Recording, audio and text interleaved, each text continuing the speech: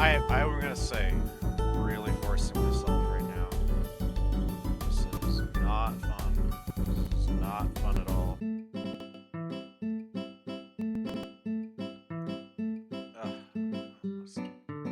Should have restarted my computer.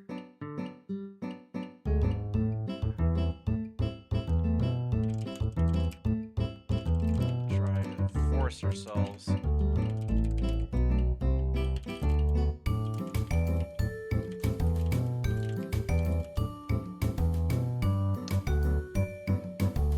Okay, so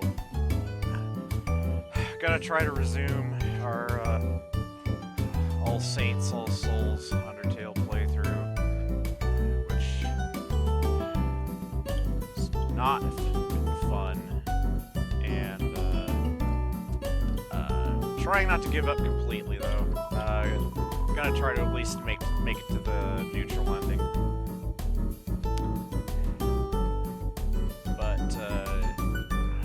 Enthusiasm just isn't there. But this isn't about enthusiasm, or it's not supposed to be. This isn't supposed to be about the mood. This isn't supposed to be about feeling it. It's supposed to be about doing it. And, well, you know, if you got a job to do, you're supposed to do it, right? Except I hate doing jobs. Well, anyway, we're at the MTT Resort. We've just talked to Sans, and, so now we're just kind of wandering around the place, talking to, I don't know, Origami Monster, I guess. Welcome to MTT Resort, they say. Hotland's biggest apartment building turned hotel. Whether you're here for a night or still live here, MTT Resort prides itself on a great stay. Just passing through? Nice. MTT Resort prides itself on being passed through. Do you actually work here? This elevator goes straight to the capital, but it stopped working. The hotel is doing its best to accommodate everybody stuck here. So, like, in the previous stream was talking about how you kind of guess at the sort of layout, general layout for the underground, that it kind of goes down to go up, like you sort of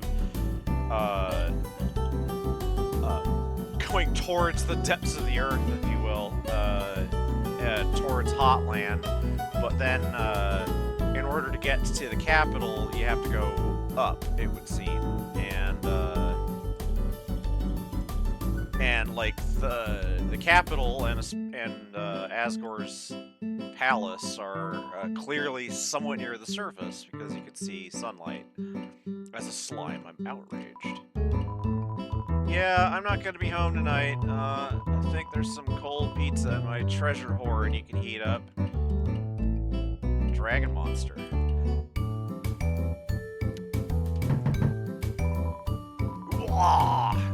Or something. Room service. Got my CT? Yes, I do, actually. You pour the CT under the door. Huh? That's just the way I want. Here's a tip. You got 99G. Locked from the inside. Room service. Got my cinnamon bun? Yes, I do. You flatten the cinnamon bun until it's paper thin and slide it under the door. Huh? That's just the way I want. Here's a tip. You got 99G. See? All of a sudden I'm, well, I wouldn't say rich, but at least I'll be able to afford a glam burger or two. You hear shuffling. Seems like you could put something under the door. As I recall, if you put the dog residue underneath, you get 2 of them back, which isn't really that useful. Seems busy. Wait.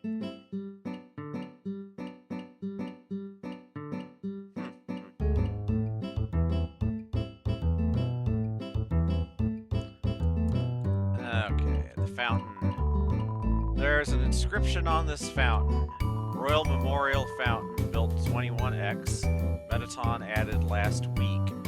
Which, I point out, doesn't give you a handle on what today's date is in game terms. The implication seems to be that the fountain was maybe here before the hotel ever was,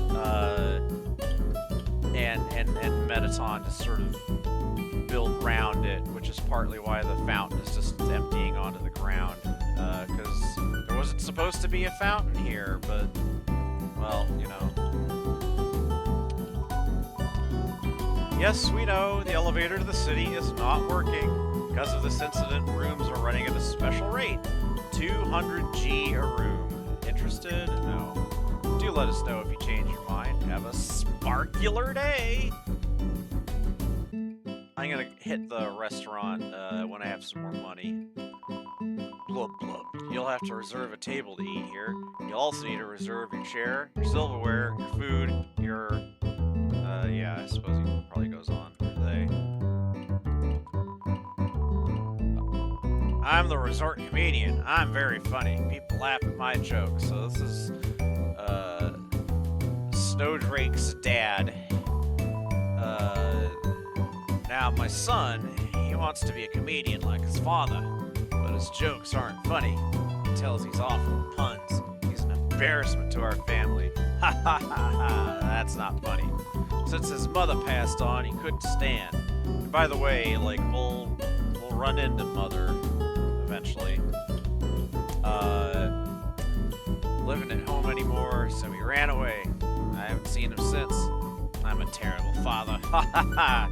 That's not funny. It's a performance schedule. Comedians, dancers, sands. Seems like there's a break now.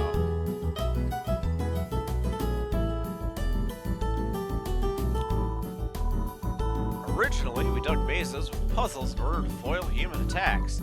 Now, building things winding and confusing, it's some awful tradition. You can't go, 2 feet without being up to your armpits in puzzles. So, like, there seems to be at least some implication that, yeah, like this fellow anyway, I've worked at the core, the inside is a maze made of swappable parts. That means we can shuffle the layout at will. Boy, was today a fun day. I sure love puzzle. Like, these are, these two monsters are core workers, perhaps.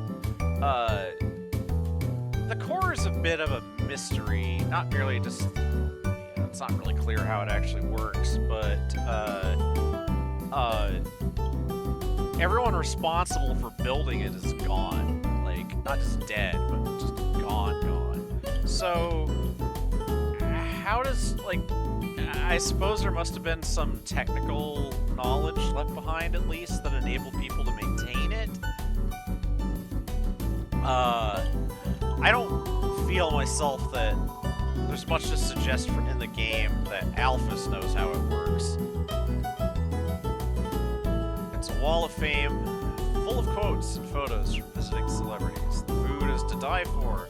Gorgeous style and fragrance. My face tastes beautiful. These are all Metaton. I guess Metaton's the only celebrity. It's a platoon of ficuses. And some kind of TV show featuring Metaton.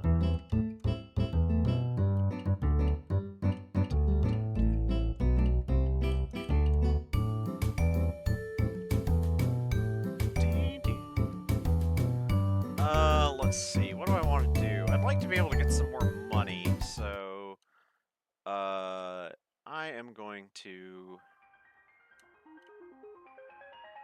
Oh, not wrong way.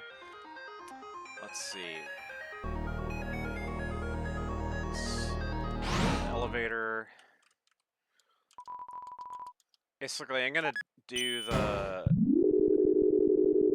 cloud glasses grind thing here. Doing it once won't waste too much time.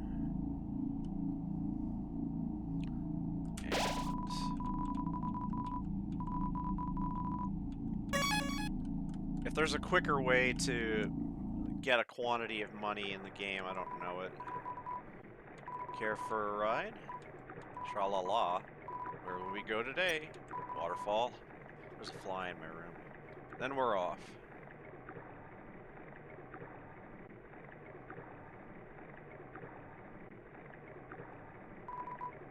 Tra-la-la. I hear spiders have a favorite food. I'm getting a lot of repeats. Spiders.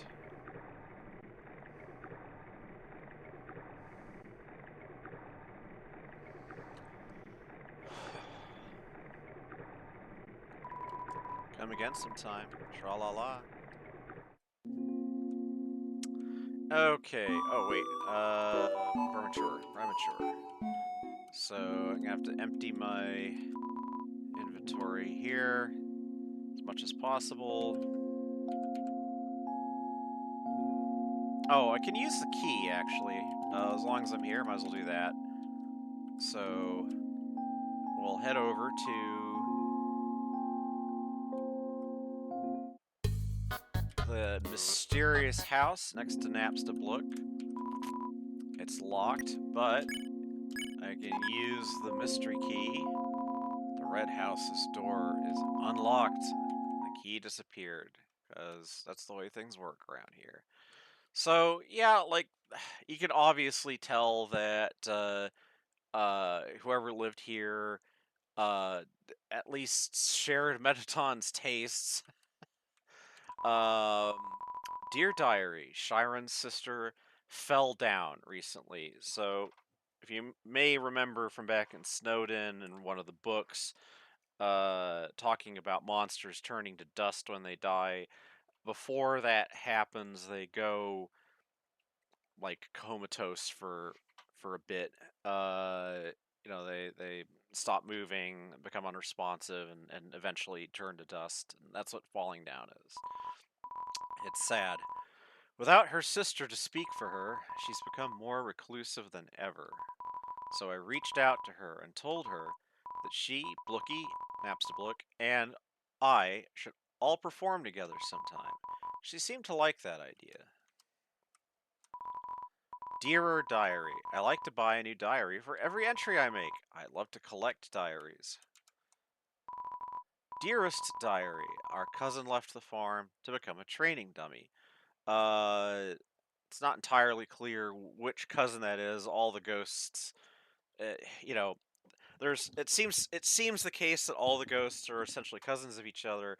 It's not clear how many ghosts there have been because, well, uh, basically just Napstablook and the ghost who will be Metaton, uh, uh, left as ghosts without like fusing with becoming corporeal, but fusing with objects. Blookie asked me if I was going to try to become corporeal too. They sounded so resigned. Come on, Blookie, you know I'd never leave you behind. He's totally gonna leave Blookie behind. And besides, I'd never find the kind of body I'm looking for anyway. Yeah, I feel like there's a kind of message in this. You know, there's the sort of never that you say simply because the possibility that you want, you've given up on it. But if it came along, then never suddenly disappears, if you know what I'm saying. My darling diary, I met someone interesting today. Last week I posted that advertisement for my human fan club. Today was our first meeting. Only one other person came. Honestly, she's a dork, and she's obsessed with these awful cartoons. So we're talking about Alphys here and her anime. But she's kind of funny, too. I want to see her again. So that's a bit of evidence that the monsters in general just don't care about human stuff. Uh, like, our interpretation is that they would rather forget that humans existed. Diary. My dear, my diary collection is going fabulously. I have like 5 now. Dear Diary, she, that is Alphys, surprised me, error, with something today. Sketches of a body that she wants to create for me. A form beyond my wildest fantasies. In a form like that, I could finally feel like myself. After all, there's no way I can be a star the way I am now. Sorry, Blookie. My dreams can't wait for anyone. you know, people see a trans metaphor in that with good reason.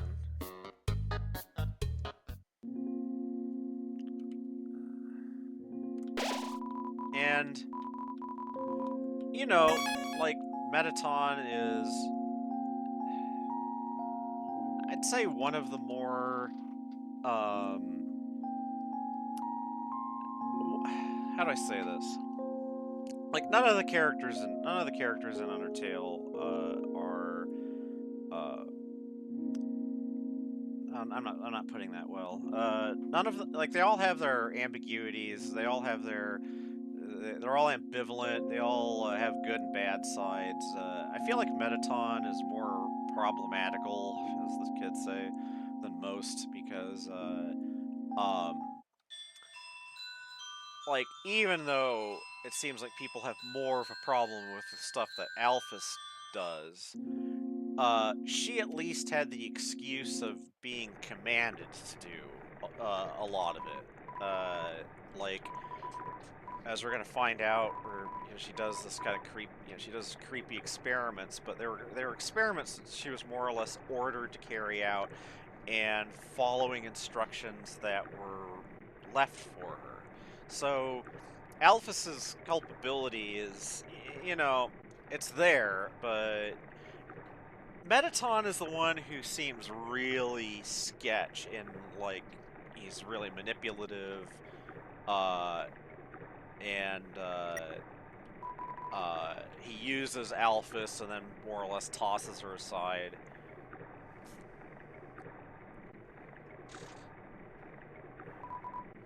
Tra-la-la, beware of the man who speaks in hands, which people take to be a W.D. Gaster reference. Now, it is highly unlikely that we are going to run into... So if you're extremely lucky, you run into mysterious monsters who seem to be like ghosts, not ghosts, that's the wrong word to use in this game, like shades or echoes of monsters who used to work for W.D. Gaster, who was the previous, like, the royal scientist who was responsible for building the core. And the if you run into one of them, then they'll drop some hints about who Gaster was and what happened to them, to him, I guess. And because Gaster is associated with not speaking legible English, but instead speaking in a novelty font, like, the man who speaks in hands kind of connects up with that. I'm not explaining that very well. How much does it matter? Oh wait, I am totally. See, my this is what happens when I'm trying to push myself to doing something that I don't really want to do. I make stupid mistakes because my mind's not completely on it. Because I forgot what I originally wanted to do. Alright, back to Waterfall where we just left. And we're off.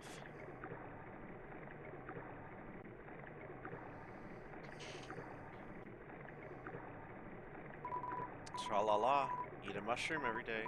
Why? Then I know you're listening to me. That's okay.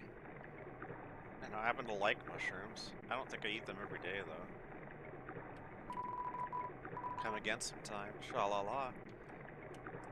Maybe the implication is that the river person is a mushroom. Okay, bye. Load up on cloudy glasses.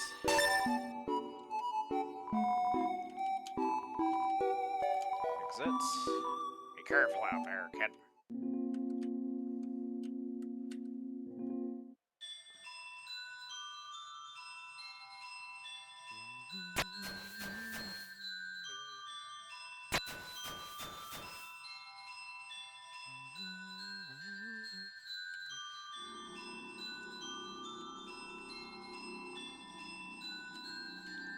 I find myself wondering, by the way, if after I'm done with this, whether I shouldn't,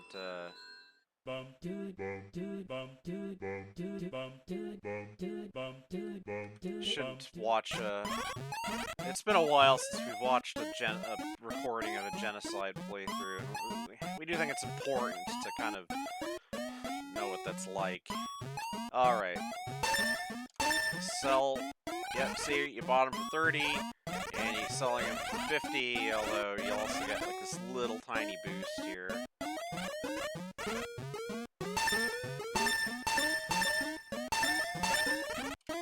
And that ought to be enough for some glam burgers. Oh, wait, I should get my stuff back out of the box. Okay. Hot dog. Crab apple. Astronaut food. Gotta leave the snowman piece for now. Have a second.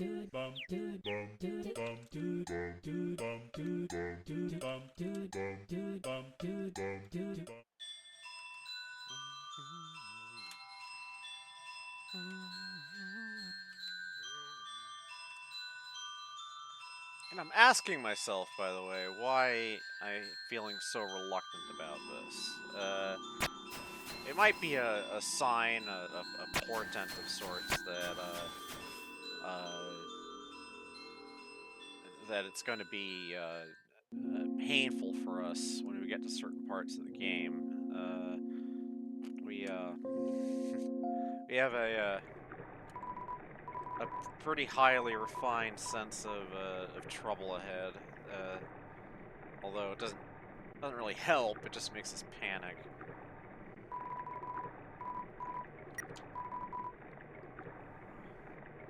And back to Hotland.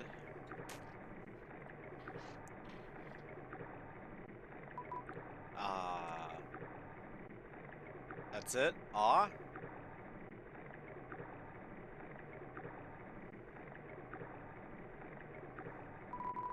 Come again sometime. Tra-la-la. Alright. So...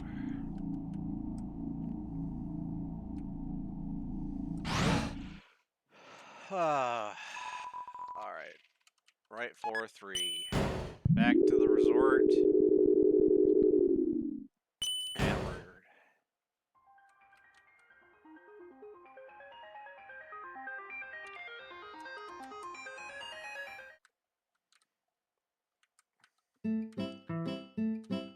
Gonna talk to Burger Pants, or,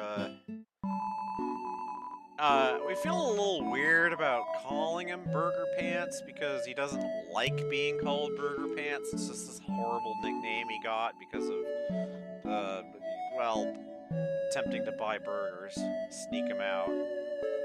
Welcome to MTT Brand Burger Emporium, home of the Glam Burger. Sparkle up your day. Trademark. Okay, let's buy some Glam Burgers here. Have a fab-you-full day. And why is this person trying to sell me something? This is a hamburger restaurant. I'm just trying to survive. What? Why do you keep trying to talk to me? I'll get in trouble if I get chummy with the customers. Sorry. So, I wanted to be an actor. Take it from me, little buddy. Like, Chara, when playing this game previous times, has tended to imagine Burger Pants as having Simpsons comic book guy voice, so, like, take it from me, little buddy. I'm getting on in years, so let me give you some advice, little buddy. You've still got time. Don't live like me. I'm 19 years old and have already wasted my entire life. Listen, I like you, little buddy, so I'm gonna save you a lot of trouble. Never interact with attractive people, unless you're one of them. They're just gonna take advantage of you. Sort of like the plot of Almost Famous. Like that time those two chicks asked me to sneak them some glam burgers, and I, naive teenager that I was, said yes to them. Bad idea. So yeah, here's how he got this awful nickname. So I went out to the alley to see those two ladies and, see what happened next. Then my boss saw me and asked me what I was doing. I was so startled the hamburgers in my pockets tumbled onto the ground. Not wanting to lose face, I scrambled to pick them up, but as I was leaning over, the weight of the remaining hamburgers caused my pants to fall down, and the girls laughed at me. Everyone calls me Burger Pants now. So yeah, isn't it rude to call him Burger Pants? Except we don't get any other name. When I first came to Hotland, it was my dream to work with Mettaton. Well, be careful what you wish for, little buddy. God, have you even looked around? This place is a labyrinth of bad choices. And every time we try to change something for the better, he vetoes it and says, that's not how they do it on the surface. Oh, right. Humans are always eating hamburgers made of sequins and glue. So, like, it's kind of an interesting point that Mettaton's fascination with human shit has kind of dragged the underground down just a bit from a certain perspective. I mean, like, did the underground really need, like, shitty commercialism and branded products and TV, nonsense? And it's like, whatever. Why do people find him so attractive? He's literally just a freaking rectangle. You know, one time I bought one of those kits online to make yourself more rectangular. They don't work. Future? What future? Nothing down here ever changes. I'll probably be trapped in a stupid job forever. But wait, there's one thing that keeps me going. If Asgore gets just one more soul, so he knows. Somehow. Something anyway. He will finally get to go to the surface. It'll be a brand new world. There's gotta be a second chance out there for me, for everyone. So stay strong, little buddy. When I make it big, I'll keep you in mind.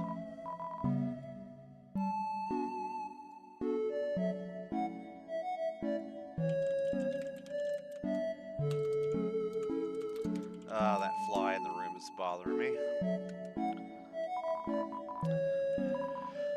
Anytime, little buddy. Alright. The relaxing atmosphere of this hotel fills me with dread. Alright, entering the core. Huh? Who are they? Nobody else is supposed to be here. Oh well, can't worry about that now.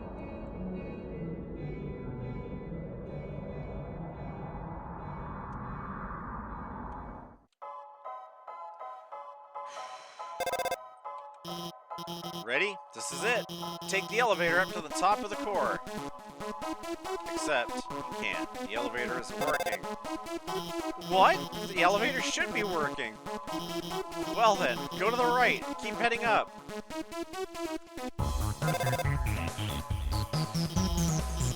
Alright, now just keep heading up. That hit isn't on my map. Forget it. Let's try the left side.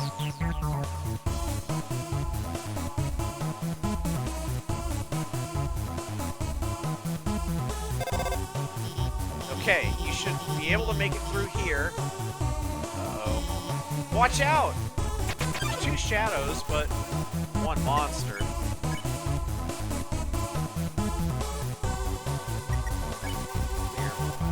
They can fall into the sunshine. Your defense increased by 1. Alakazam!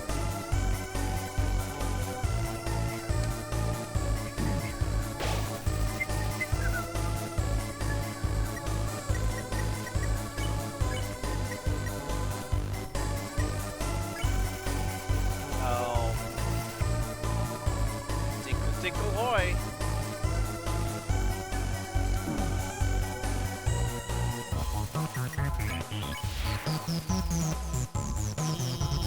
So that was close. Why are there so many monsters here? I mean, it's a problem, right? We just got to keep heading forward.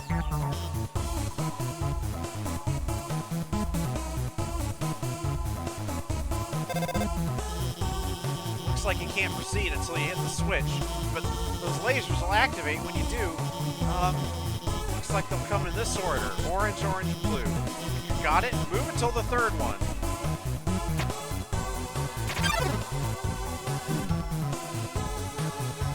Ah, messed that up. Oh my god, are you hurt? I'm so sorry, I gave you the wrong order. Everything's going to be fine, okay? Well, let's just keep heading to the right. Crossroads. Should try heading to the right. Wait, no, I think we should head up.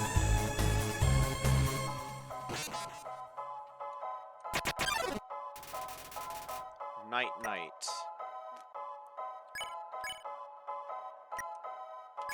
Sing an old lullaby, and she starts to fall asleep.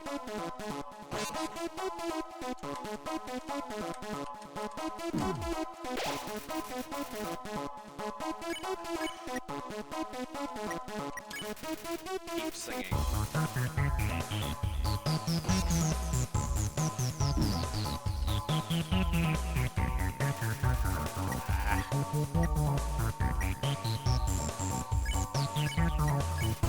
Alright, I think that should be, yeah, that should be good. Alright, she's asleep. But... I'm sorry, I thought that... Let's try the right path instead.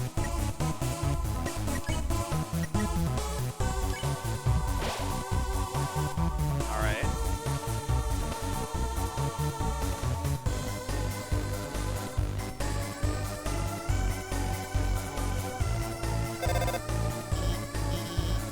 More lasers. Okay, I won't mess around this time. I'll just deactivate the lasers and let you through. They're not turning off. I can't turn them off. It's okay. I have this under control. I'm going to turn off the power for the whole node. Then you can walk across. Okay, go!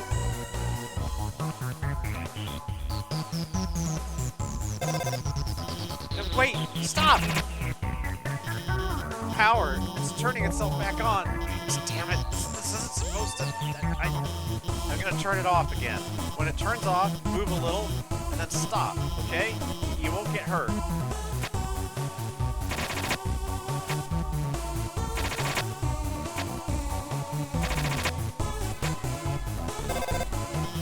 See? I've got everything under control.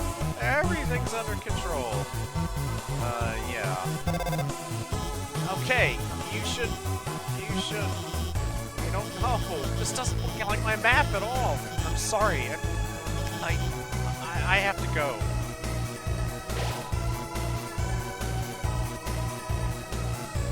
Smell of ozone fills me with more dread. The ice from Ice Wolf seems to be... Like, it seems unlikely that this vast apparatus could be cooled by one block of ice every few seconds, but, well, there you go.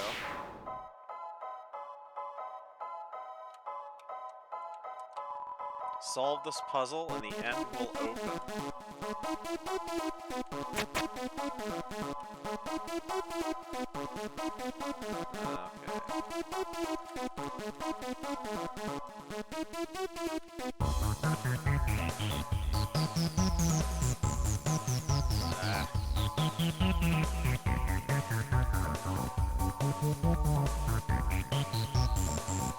Oh, I had it there. There we go.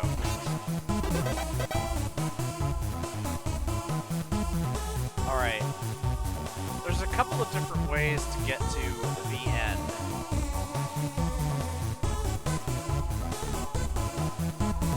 Traverse the northern room and the end will open.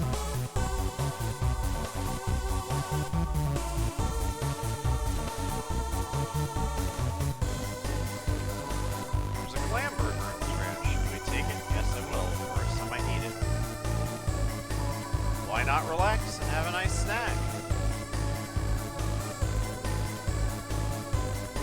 Notice there's the signs of dilapidation, by the way, like exposed shit on the walls. There's 100G in the trash can. Will you take it? Yes, I will.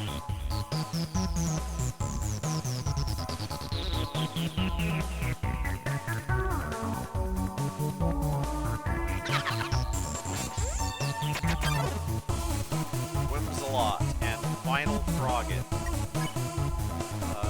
Okay. I think Mystify worked on. Yeah, there we go. Final Frogget recognizes it has more to learn from this world.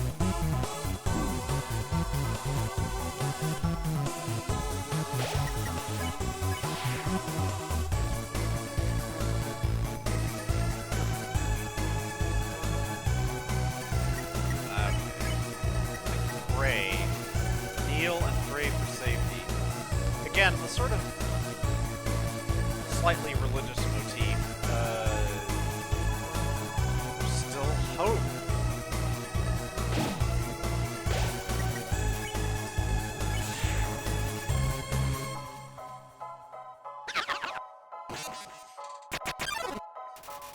Mercenaries emerge from the shadows. Okay, this is gonna be a bit tricky. Let's try working on the magic first. Nor magic, and think of pollen and sunshine. Abracadabra.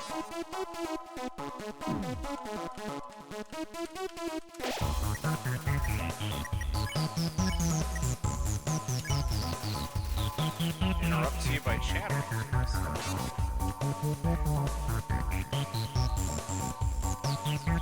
Alright.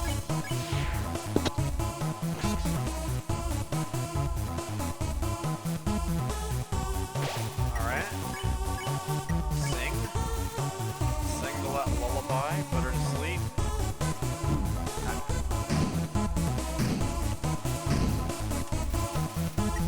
Smells like stardust.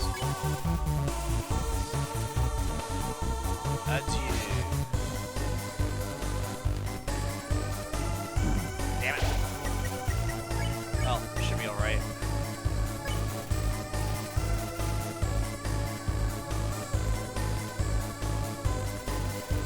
Okay. We are past them.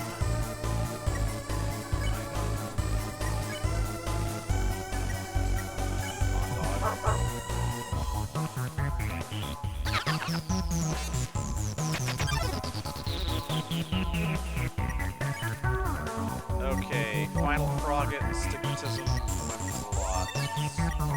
Final Frogget first. Final Frogget recognizes it has more to learn.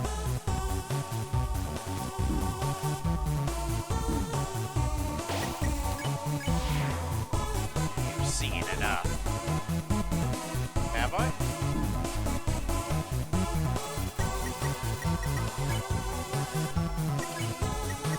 Pray. Pray for safety.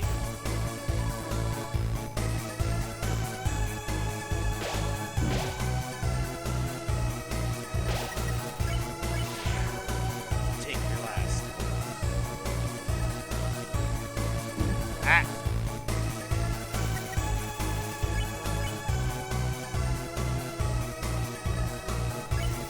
Stigmatism, this relentless bully, always gets its way. I don't remember how to do... Oh.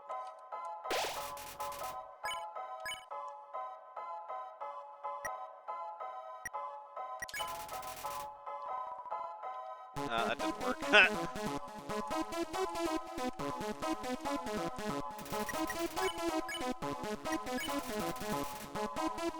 Finally, someone gets it. Well, okay. Alright, I think... Oh, alright. Okay, grab apple. I thought... I guess I misremembered.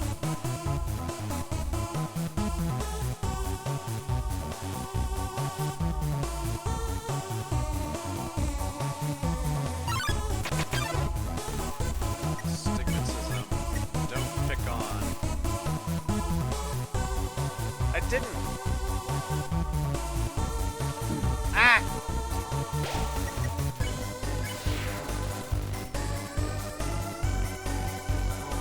I cannot fight. I cannot think.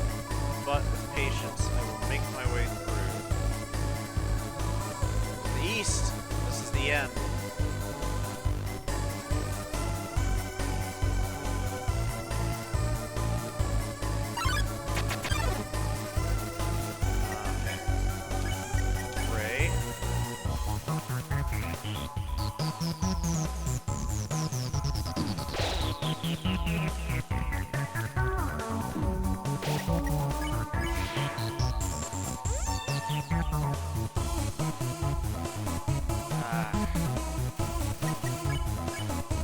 Justify.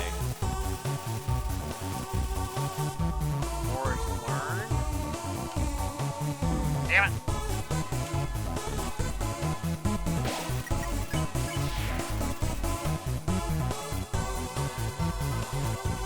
Ah, heavens. Alright. Behind the store must be the elevator to the King's Castle. You're filled with information.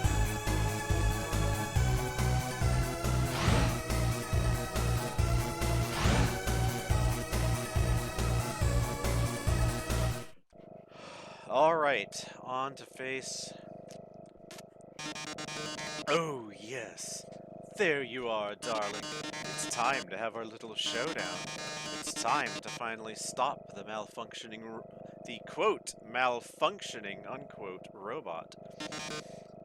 Not. Malfunction? Reprogramming? Get real.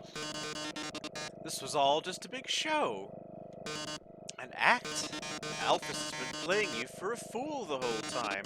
As she watched you on the screen, she grew attached to your adventure.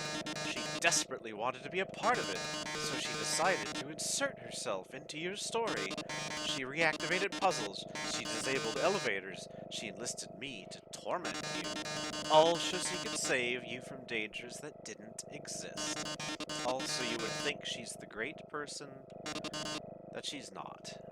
Okay, you know, maybe Mettaton is right, but I'm inclined to think that, as he is inclined to do, that Mettaton is massaging the truth a bit, because, so, well, what do we know about Alphys? We know that she's prone to fantasy. She likes writing fanfic. She clearly wants heroism, you know. So, okay, that might be true, but Mettaton's the one who wants to do, like, wants to entertain, wants to put on shows, wants to, like, you know, he does all this partly because he's using it to bolster his own TV stardom. You know, he's turning Frisk's being in the underground into part of his show. So he's profiting off of this too, and the mere fact that he's the one who's the entertainer makes me think that a lot of this stuff that he's now blaming on Alphys is actually his initiative.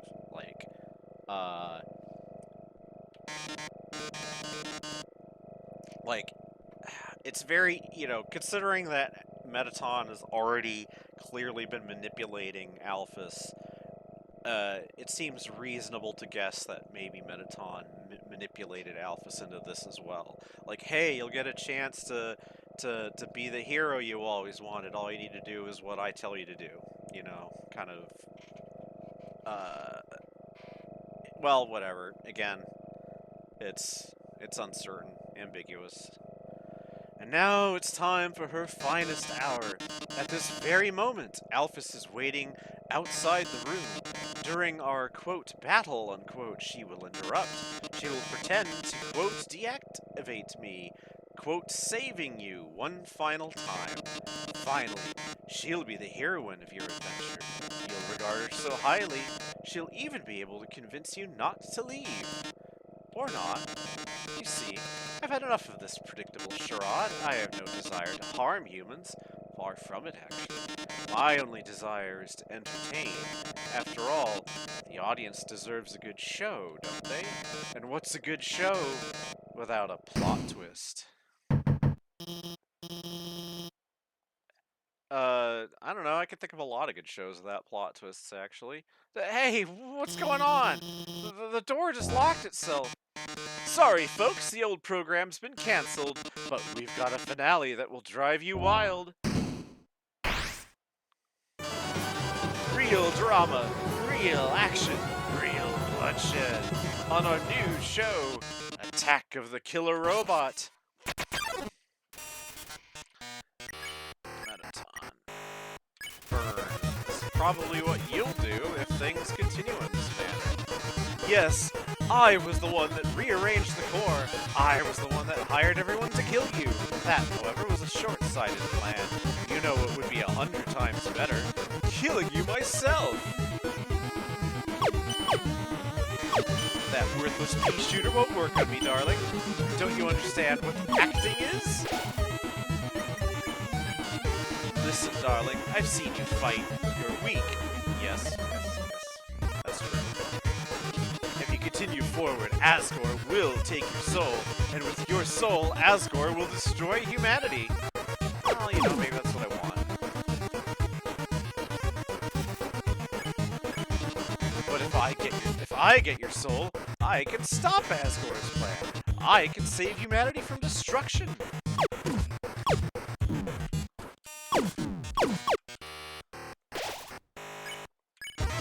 Then, using your soul, I'll cross through the barrier and become the star I've always dreamed of being. Hundreds, thousands, no, millions of humans will watch me. I don't know, in today's entertainment environment, I kind of wonder about that. Glitz, glamour, I'll finally have it all. So what if a few people have to die? That's show business, baby. Oh, that's the John Landis approach to show business. I can't see what's going on in there, but don't give up, okay? There's one last way to beat Mettaton. It's a work in progress, so don't judge it too hard. But you know how Mettaton always faces forward? That's because there's a switch on his backside, so if you can turn him around and press the switch, he'll be vulnerable. Well, I gotta go. Seems like a good time to turn Mettaton around. You tell Mettaton that there's a mirror behind it. Ooh, a mirror? Right, I have to look perfect for our grand finale. I don't see where it is.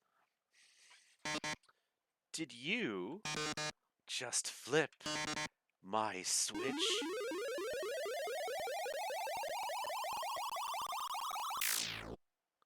Oh, yes. It's amazing how all this fit into that rectangle, huh? Oh my.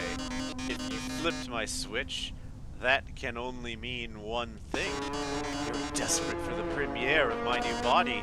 How rude. Lucky for you, I've been aching to show this off for a long time. So, as thanks, I'll give you a handsome reward. I'll make your last living moments absolutely beautiful. Okay. I'm not gonna get hit at all. Yes, I am. Lights, camera, action. Ah.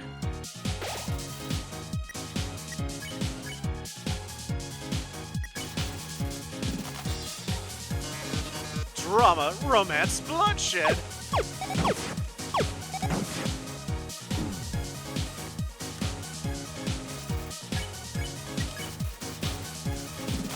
Another dramatic pose. I'm the idol everybody craves.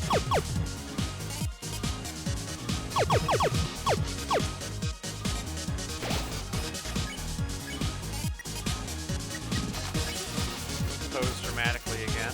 Audience nods. smile for the camera. Ah! More dramatic posing. Ooh, it's time for a pop quiz. I hope you brought a keyboard. This one's an essay question.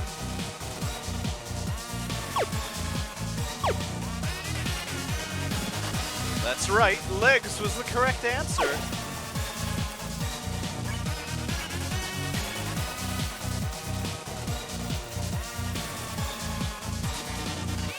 Your essay really showed everyone your heart. Why don't I show you mine?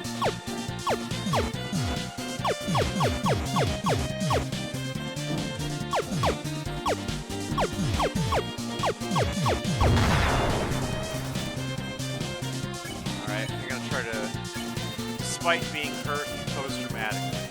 The audience applauds. Ooh, I'm just warming up.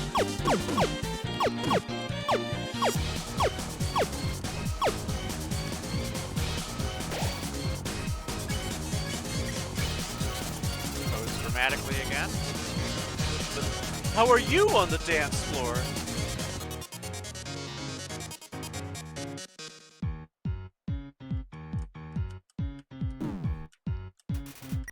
Alright, let's eat a glam burger. You eat the glam burger. The audience loves the brand. Can you keep up the pace? Probably not. Whoa, shit. Ah.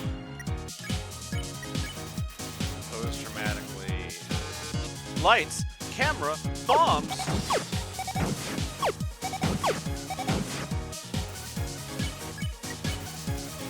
Pose dramatically. Things are blowing up.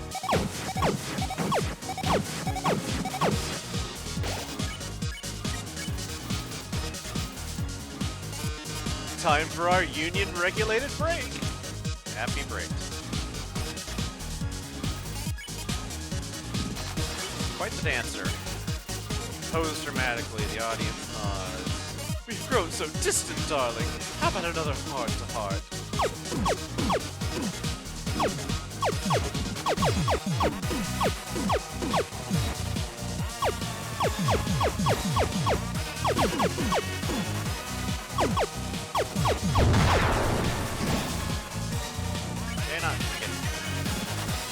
Pose dramatically. The audience nods. Arms? Who needs arms with legs like these? I'm still going to win.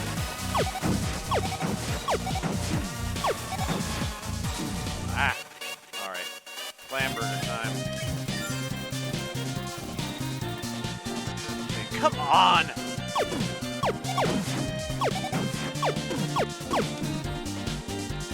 Ah!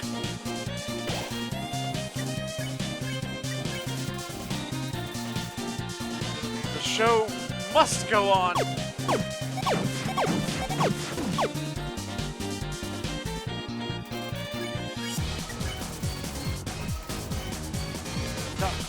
Drama, action!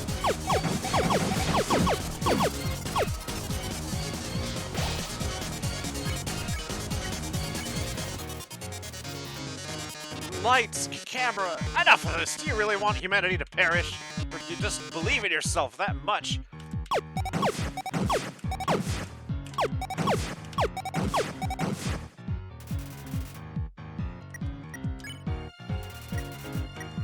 gonna try to get away without. Haha! How inspiring!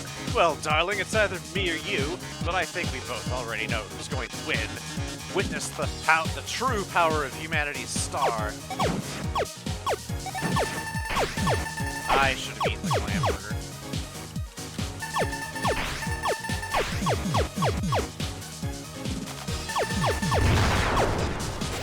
Oh, maybe I made it.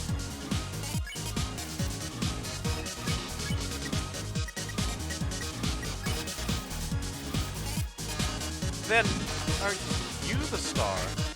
Can you really protect humanity?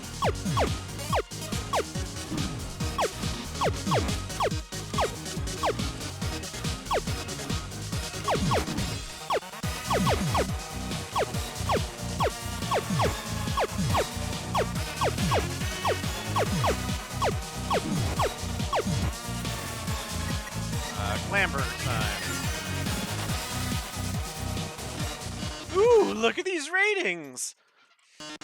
This is the most viewers I've ever had! We've reached the viewer call-in milestone! One lucky viewer will have the chance to talk to me before I leave the underground forever! Let's see who calls in first. Hi, you're on TV. What do you have to say on this, our last show? Oh, hi, Metaton. I really liked watching your show.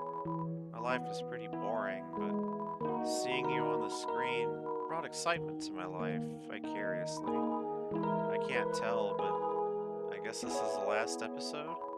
I'll miss you, Metaton. Oh, I didn't mean to talk so long. Oh.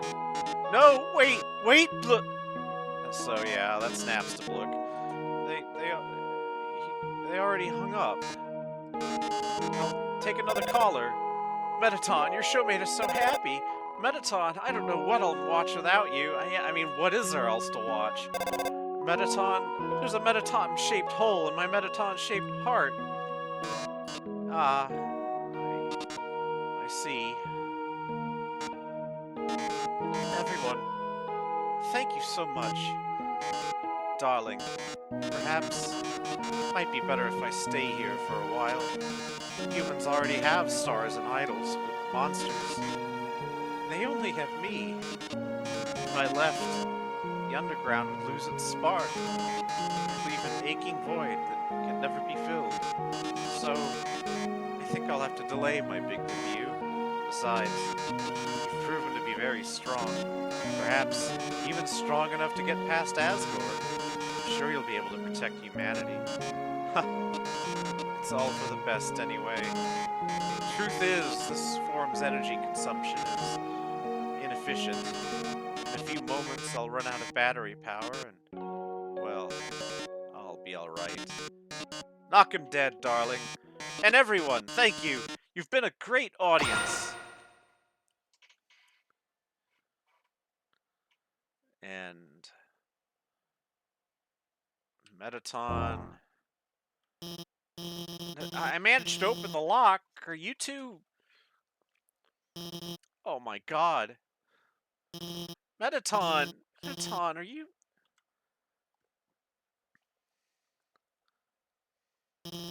Thank God, it's just the batteries. Metaton, if you were gone, I would have. I mean, hey, it's no problem, you know? He's just a robot. If you messed it up, I could always just build another. Why don't you go on ahead? I just need a moment.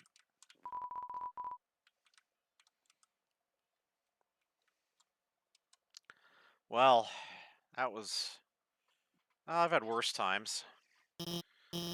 Sorry about that. Let's keep going. So you're about to meet Asgore, huh?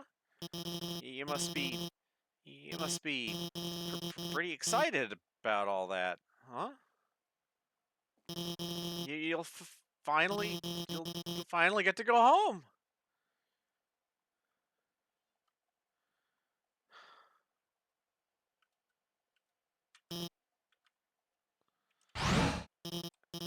Wait. I mean, I was just going to say goodbye. I can't take this anymore. I lied to you. A human soul isn't strong enough to cross the barrier alone. It takes at least a human soul and a monster soul. If you want to go home, you'll have to take his soul. You'll have to kill Asgore. I'm sorry.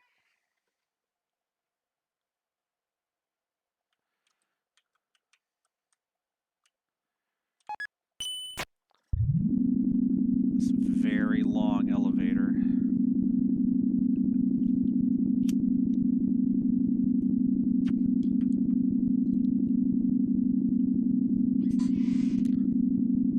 reinforcing the idea that the capital level is way above Hotland.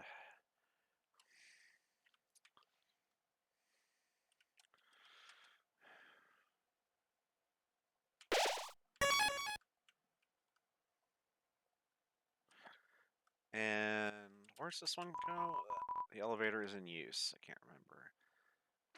More indication that the like new home is sizable, judging from the graphics.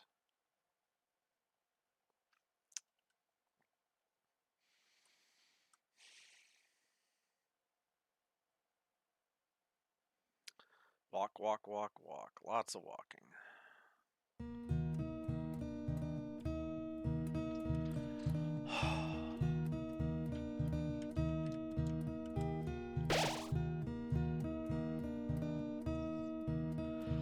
Sorry, we need a moment.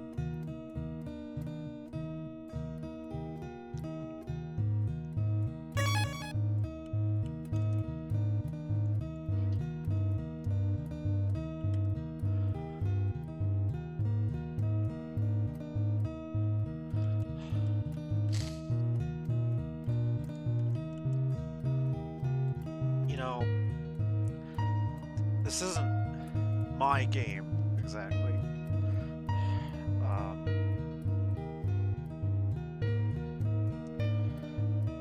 But I can still remember how we felt when we played this for the very first time back in 2016. And I guess I was present. Plurality stuff is weird. I can't begin to explain it in a few words. It's something that I remember without necessarily feeling like I was a part of it. But I think by this point, there were tears running down our cheeks.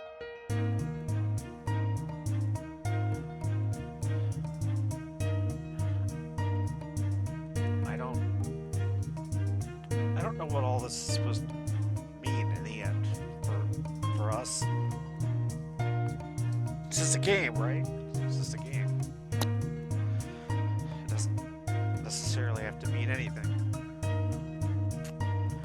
So why does it?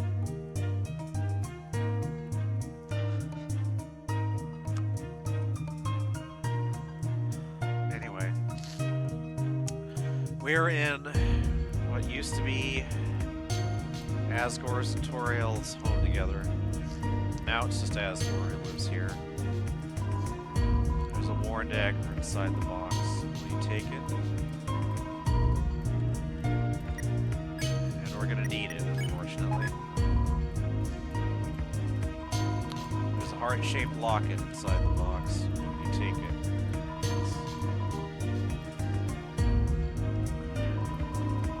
What a comfortable bed.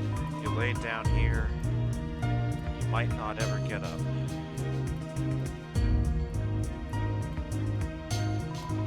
It's a twin-size bed. So this is where Chara and Azrael once lived. Dusty toys. Drawing of a golden flower. It's a family photograph. Everyone is smiling. There are a lot of striped shirts in here.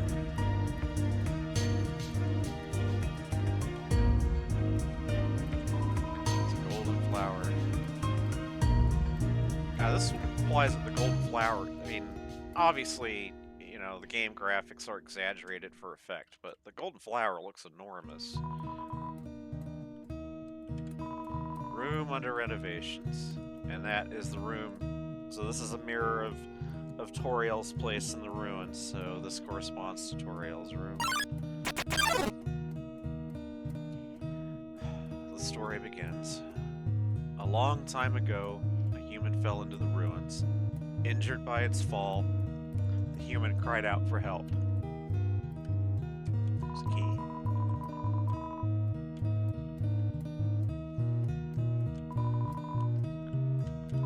Despite everything, it's still you.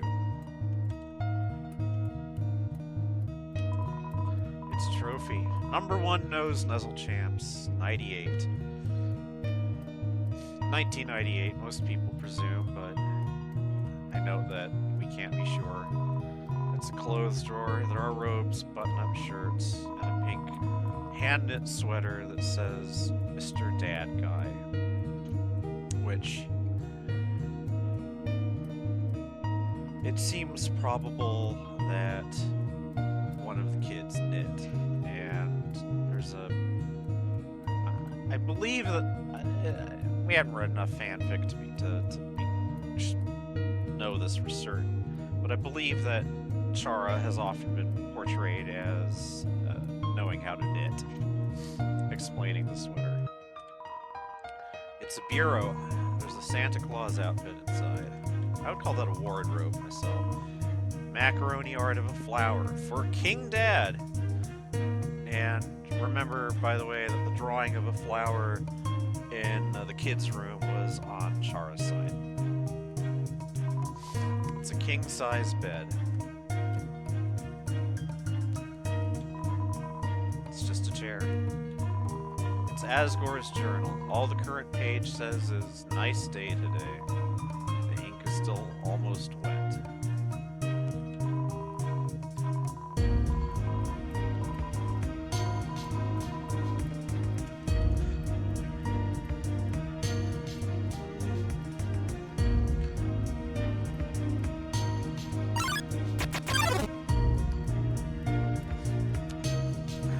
Story continues.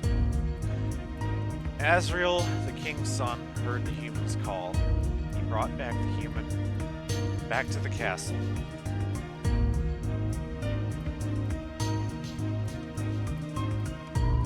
It's a golden flower. Seems like gardening tools. There are photo albums, scrapbooks, books on how to make tea. Coals are still warm. It's a great reading chair, but it doesn't seem like anyone uses it. So, I guess the story continues. Over time, Asriel and the human became like siblings. The king and queen treated the human child as their own. The underground was full of hope.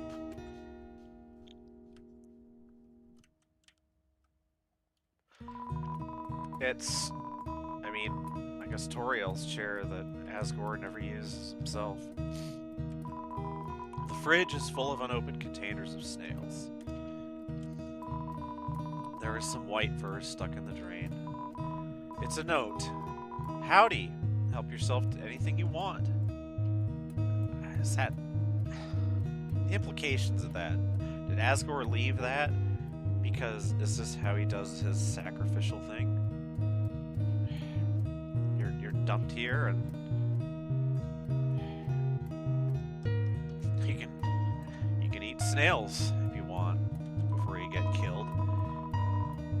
You took the key and put it on your phone's keychain. The stovetop is very clean. Someone must use fire magic instead. It's a trash can. It's full of crumpled up recipes for butterscotch pie. I wonder where they get the ingredients for pie, you know? Like butter, for example. It's not like there's cows down here. Maybe they milk the spiders. That was a disgusting thing to say, wasn't it? You unlocked the chain. There's an old calendar from the end of 21X. A date is circled on it. You know, that had kind of slipped past us, that 21X is implied to be the date that Chara fell, but I hadn't quite grasped that they fell at the end of the year. I'm tempted to read a Christmas, a reference to, an allusion to Christmas, considering the importance of Christmas in Deltarune.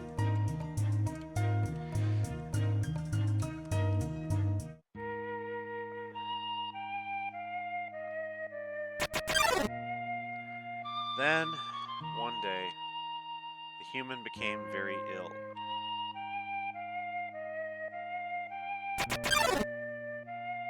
The sick human had only one request, to see the flowers from their village, but there was nothing we could do.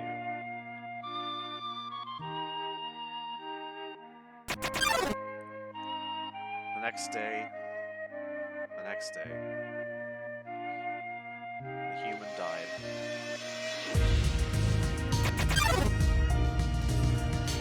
Azrael, racked with grief, absorbed the human soul, transformed into a being with incredible power.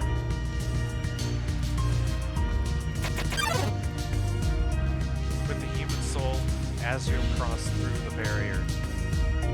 He carried the human's body into the sunset, back to the village of the humans.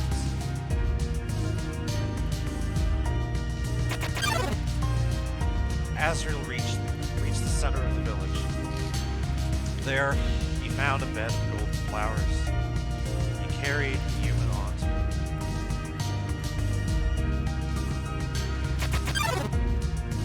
Suddenly, screams rang out. The villagers saw Azrael holding the human's body. They thought that he had killed the child. The humans attacked him with everything they had. He was struck with blow after blow. Azrael had the power to destroy them all. But Azrael did not fight back.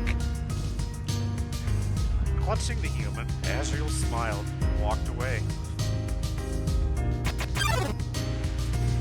Wounded, Azrael stumbled home. He entered the castle and collapsed. His dust spread across the garden. The kingdom fell into despair. The king and queen had lost 2 children in one night. The humans had once again taken everything from us.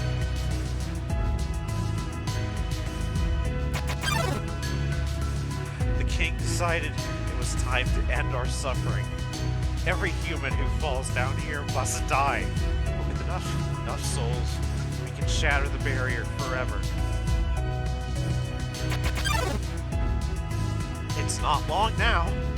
King Asgore will let us go. King Asgore will give us hope. King Asgore will save us all. You should be smiling too. Aren't you excited? Aren't you happy?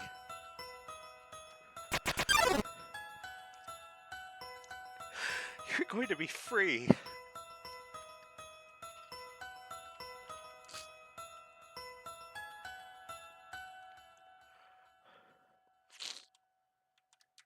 Where's this go? Oh. Well. Alright. You know,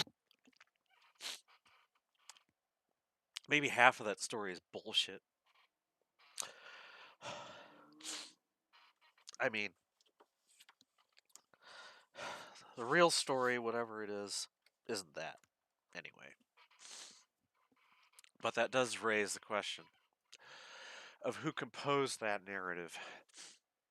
Was it entirely Asgore's idea? What information did he think he was going on? It's not like he was there. And Azrael died immediately after getting back. So, who told him all this stuff? So maybe Asgore just made it up out of whole cloth. Just tried to put the best possible spin on things based on what little hopeful bits he could get. But Chara has suggested the option that that Flowey had something to do with shaping that narrative, because Flowey, being whom Azrael became, would have some knowledge about what actually happened, and it might have been in Flowey's interest to plant that kind of mythologized narrative with Asgore. Once again, as with everything in this game, I must point out that there really is no way to know for sure. This is a beautiful hallway, by the way. It makes you wonder where the light's coming from.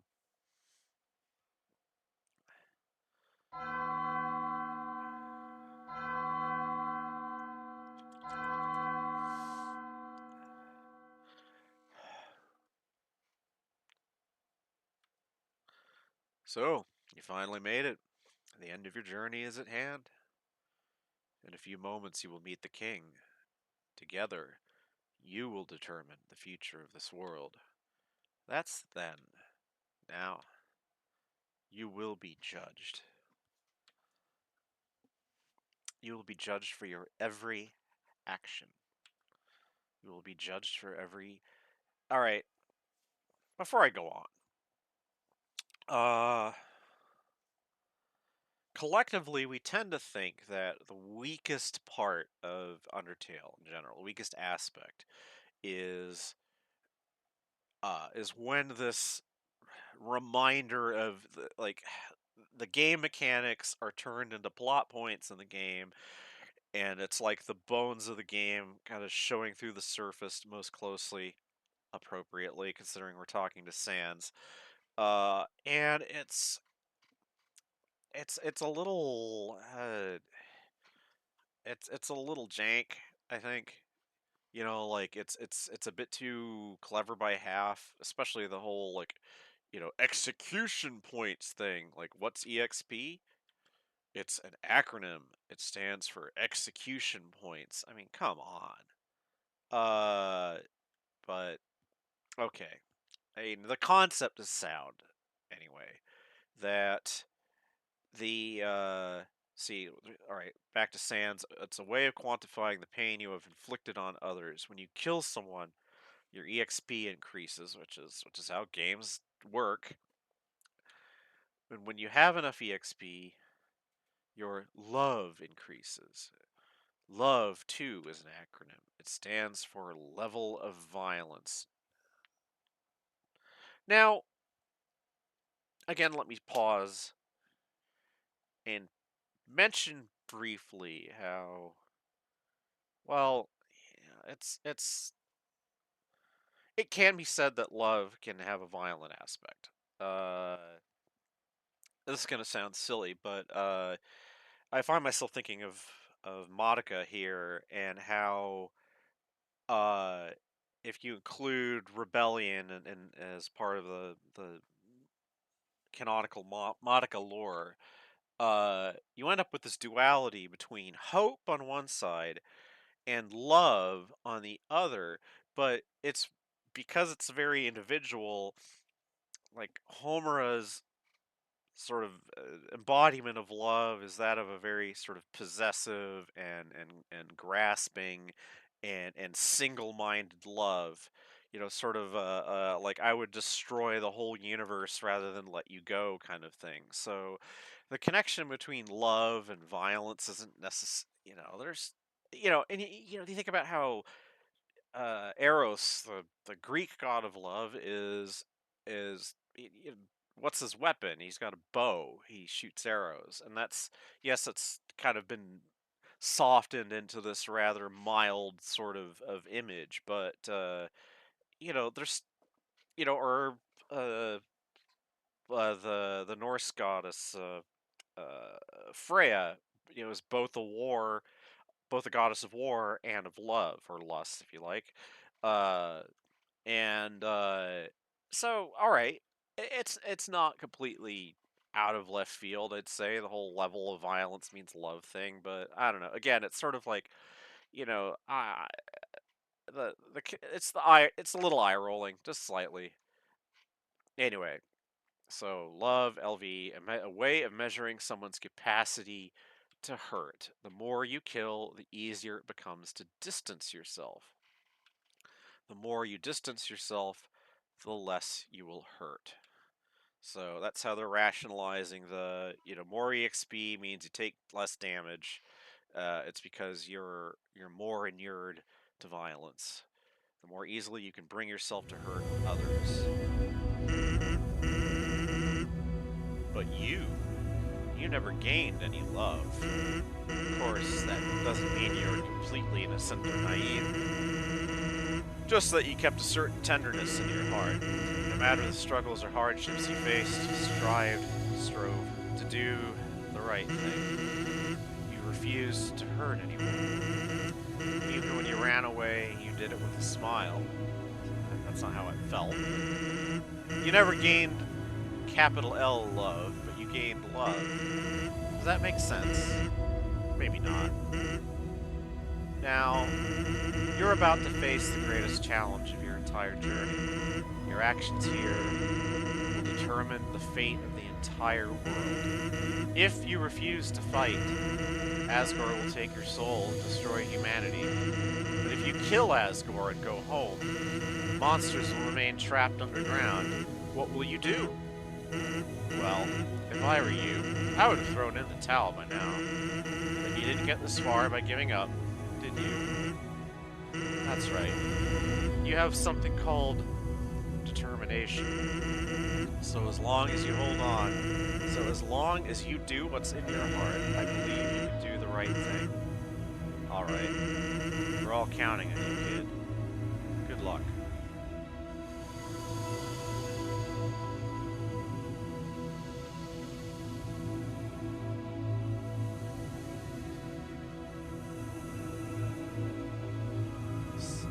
I like the little delta rune over the doorway. Kind of waiting for the end of the piece. It's a nice piece of music.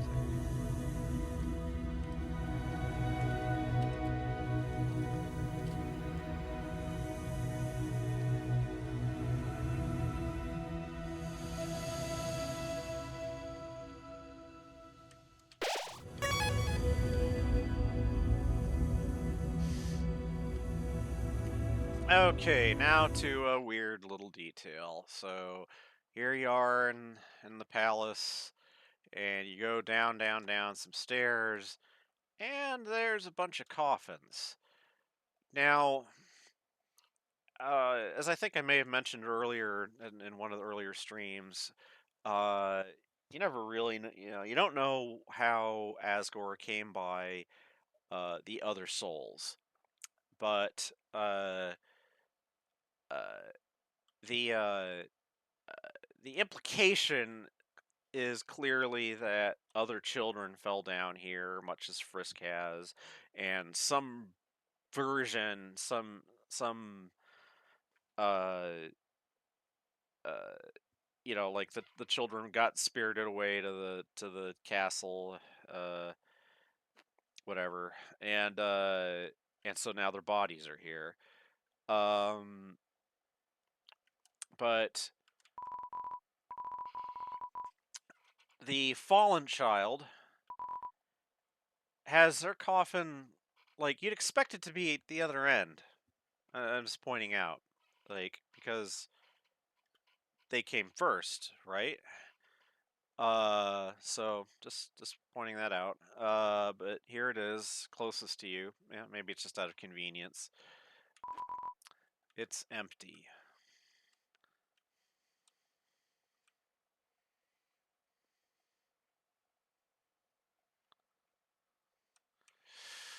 Uh,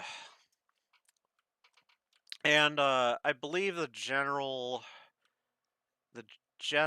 opinion, the fan opinion on what happened is that before she split, Toriel uh, grabbed Chara's body.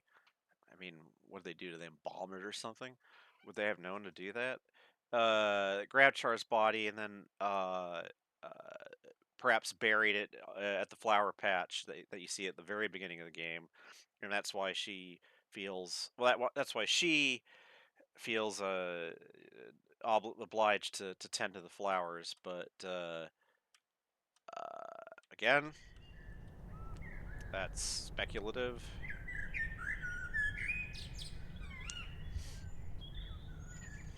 I mean, for all you know, Chara's wandering around like a zombie. Dum-de-dum. Oh, is someone there? Just a moment. I am almost finished watering these flowers. Looks like you're taking a whiz, Dad. Here we are. Howdy. How can I... Oh.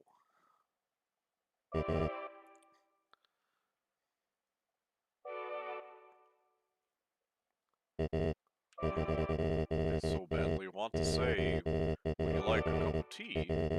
But, you know how it is. See this shafts of sunlight coming in? Nice day today, huh? Birds are singing, flowers are blooming. Perfect weather for a game of catch.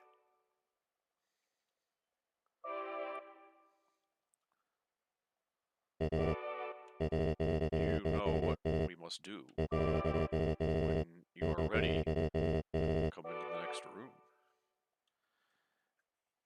God, you think about how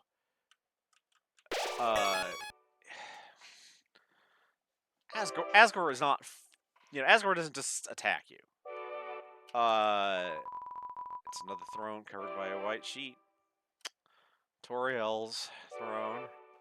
It's kind of hard for me to think of it as Mom's throne. I mean, and it kind of is.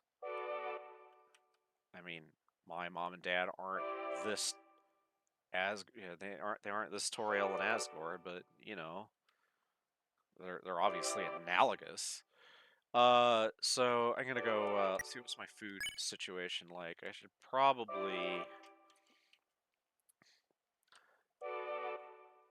I'm gonna keep carrying. So the heart locket is armor, but I'm already wearing better armor, so I'm not gonna wear the heart locket. I mean, it would be better perhaps, more fitting. But I'm I'm bad at the game, so I need the help from the Temi armor. But I will at least have the heart locket on me. Or good luck. And I'm gonna get a bit more food to just make sure that I can survive. Good thing the elevator ride is a lot faster going down than up, huh? Or yeah. But so I mean, let's talk a little bit more about what's, the implications of Asgore setting up this sort of scheme that he's got. That, because there's only one way out of the underground, at least as presented in the game, all Asgore needs to do is kind of stand between you and escape, and then you could just kind of wander around here forever if you wanted, and he would just wait for you. Now, that kind of speaks a little bit to the cowardice that Toriel accused, Toriel later accuses Asgore of being cowardly and just sort of waiting for humans to show up. But that's kind of part of it. That even when you do show up, you think about it, you could kind of like run away, perhaps, and try to remain alive in the underground. He wouldn't be able to get home again, but at least he'd have some sort of life. And seems like most of the monsters are kind of on your side, so you might get away from it for a while.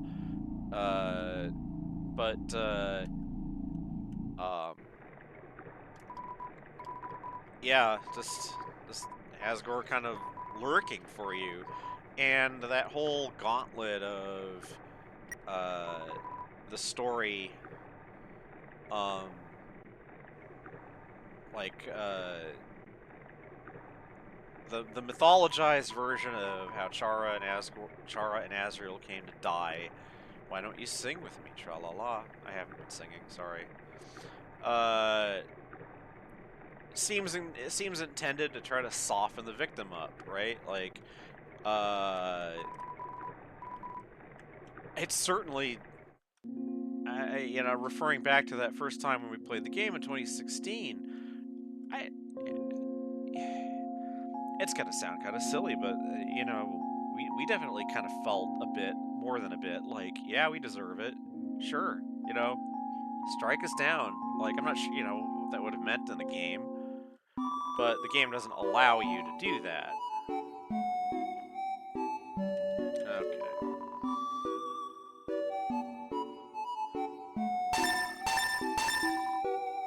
Alright, that'll hopefully tide us over during the fight. Some crab apples. Oh, I forgot something. So, also useful in the fight is, so I'll put that away, don't need that, butterscotch pie. And another thing that's useful in the fight, I'm going to do right now, which is go to Snowden, and I'm going to stay at the inn, because it gives you a little temporary HP boost.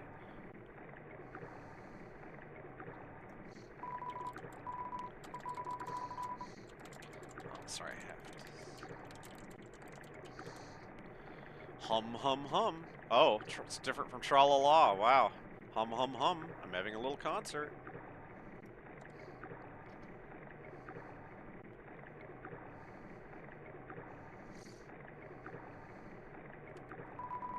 Come again sometime. Tra-la-la.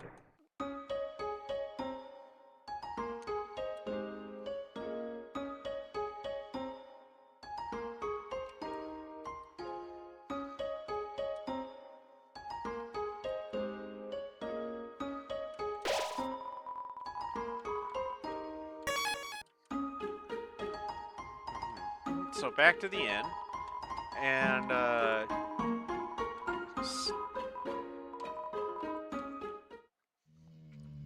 you end up in a room right next to 3 monsters who snore in tune.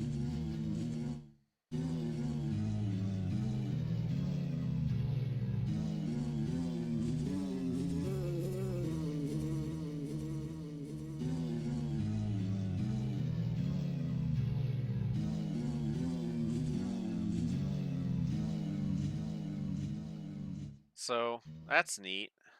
Musical snoring. You look like you had a great sleep, which is incredible because you're only up there for about 2 minutes. Here's your money back. You could pay me if you're going to stay overnight.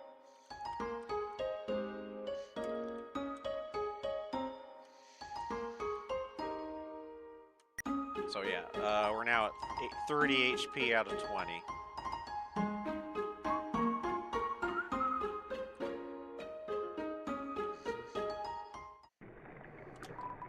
Back to River Person, and back to Hotland. And we're off.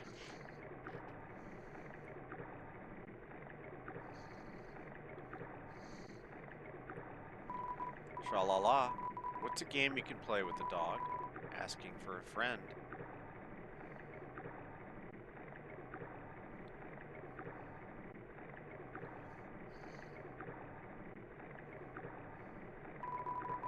Come again sometime. Tra-la-la. Okay. Back to the elevator. Please select a location. Right, floor 3. On our slow way back to the capital. Gotta go. It's a bit tedious.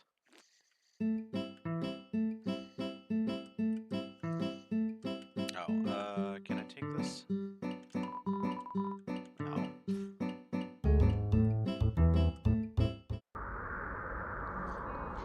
Well, at least it's not that bad.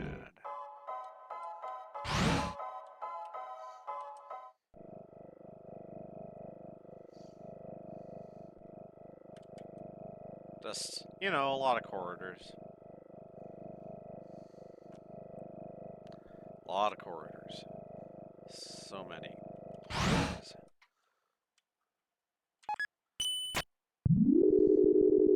It's that old... You are in a maze of twisty passages all alike. Am I remembering that correctly?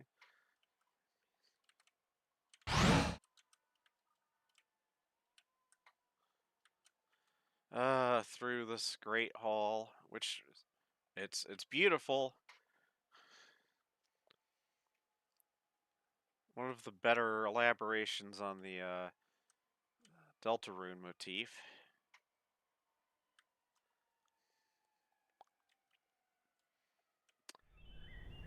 And how tense. Just think of it like a visit to the dentist. Yeah, sure. I don't know. Give the choice between facing King Dad and going to the dentist. I might prefer the second option. I am not ready. That's good. Alright. So, this is the barrier. Chara doesn't have great, you know, exo memories, they call it, when a fictive interject remembers or thinks they remember something from the direct perception of the fictional universe that they're from. You know, if you like, you can just call it being crazy. Well, I'll go with that. But in any case, they said that they do not remember the barrier as a wall. Like, you might vaguely imagine some sort of energy field like it was on Star Trek or something. But they said that it was a barrier because if you tried to go through without the right soul power, I guess, it's like it would just seem like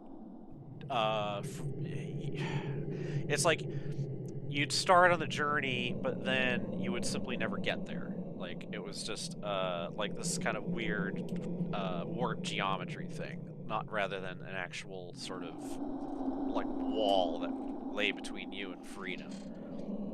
It was like freedom was an infinite distance away. Anyway, this is the barrier. This is what keeps us all trapped underground. If by chance you have any unfinished business, please do what you must. I think I'm good. I see. This is it then. Ready? See, where'd you get those spiffy cylinders? Soul cylinders. Strange light fills the room. Twilight is shining through the barrier. It seems your journey is finally over. You're filled with determination. Human, it was nice to meet you. Goodbye.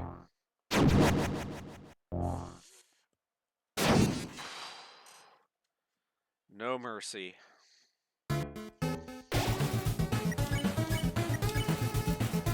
Quietly tell Asgore you don't want to fight anymore. Ah! Oh man, I wasted 6 hit points all at once. Tell Asgore you don't want to. His breathing gets funny for a moment. Wow. I'm doing great. Firmly tell Asgore to stop fighting. Recollection flashes in his eyes. Asgore's attack dropped. Asgore's defense dropped.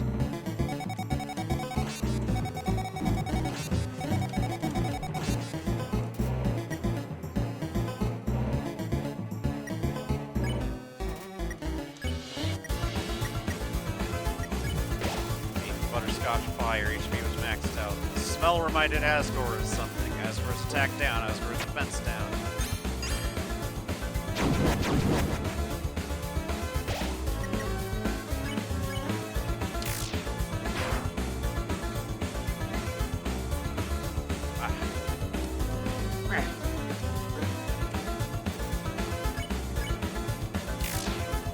A little early.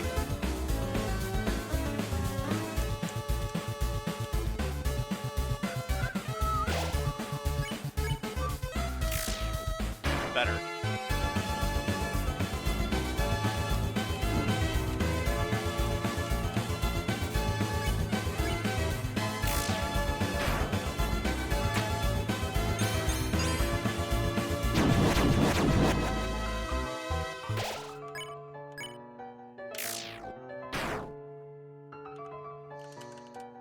Ah!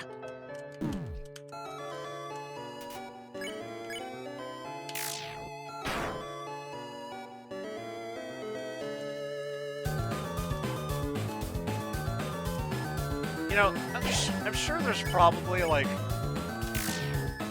If people who are good at games probably know how to move in, like, simple geometric patterns, just happen to evade everything, but...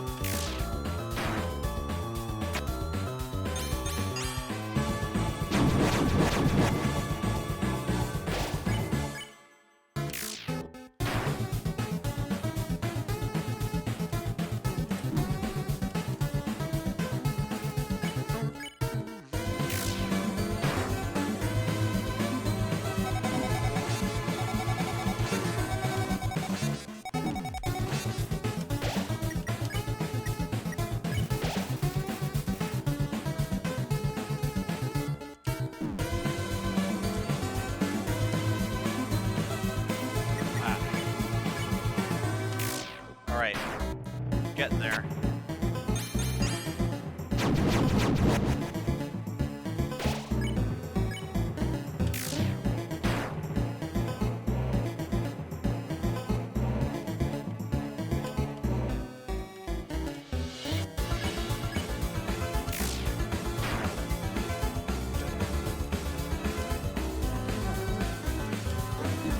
Ah!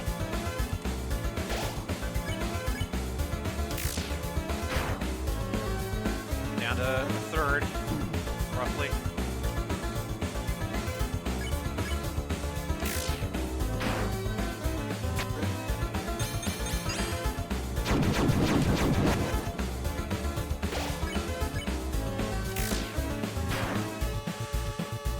Down to a quarter.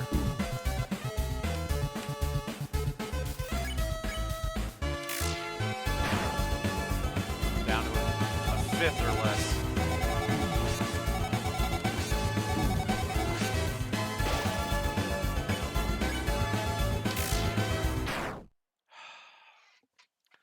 And Asgore's down. Aw. So that is how it is. I remember the day after my son died. Doesn't remember how Chara died. The entire underground was devoid of hope. The future had once again been taken from us by the humans. In a fit of anger, I declared war. I said that I would destroy any human that came here. I would use their souls to become godlike. Freed us from this terror prison. Then, I would destroy humanity, and let monsters roam the surface in peace. Soon, the people's hopes returned. My wife, however, became disgusted with my actions. She left this place, never to be seen again. Truthfully, I do not want power. I do not want to hurt anyone. I just wanted everyone to have hope. But cannot take this any longer. I just want to see my wife. I just want to see my child. Again, singular child. Please, young one, this war has gone on long enough. You have the power to take my soul and leave this cursed place.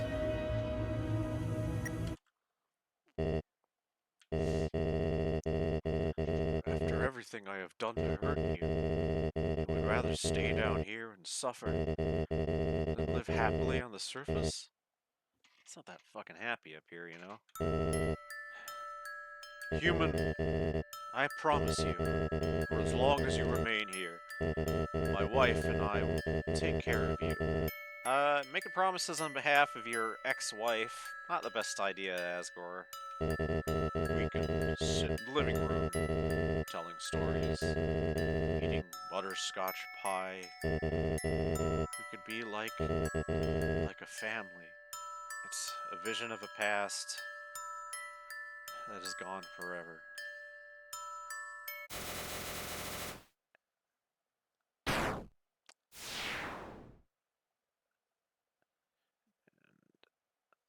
There's the soul persisting a little bit, and then Flowey gets it too. Hello! You idiot! You haven't learned a thing in this world. So wait, let me just check the colors here. So I know there's a lot of lore. Some of it might even be true about what the colors mean, and you could get like uh, associations from the ball game. But anyway, so blue, purple, orange, yellow, green, cyan. Yes, that's sort of a spectrum once you add red. In this world, it's kill or be killed. Well, and in fact, actually, all right, now I'm gonna have to like be restarting the game all the time. So in fact, so if you know the Roy G. Biv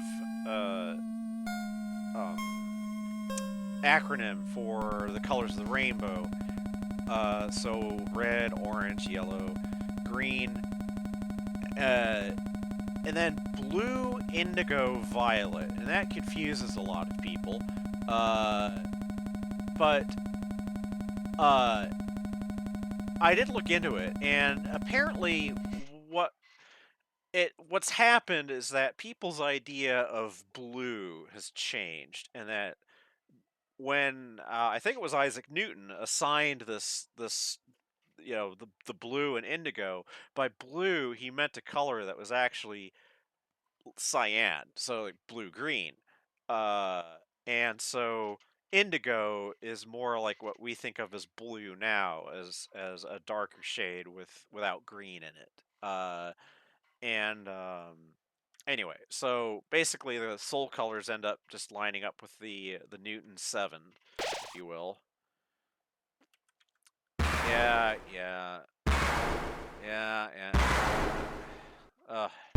Just get it over with, alright? Heavens. Howdy, it's me, Flowey. Flowey the Flower. Have a second.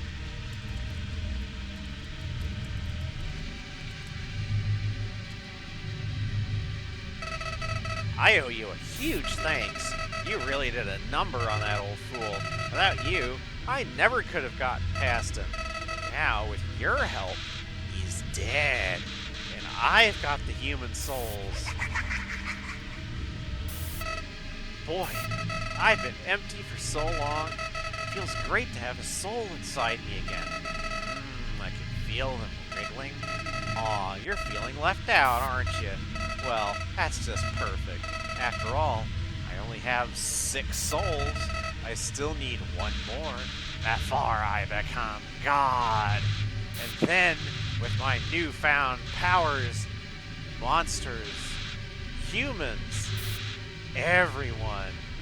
Interesting image there. Sort of 3 revolving circles.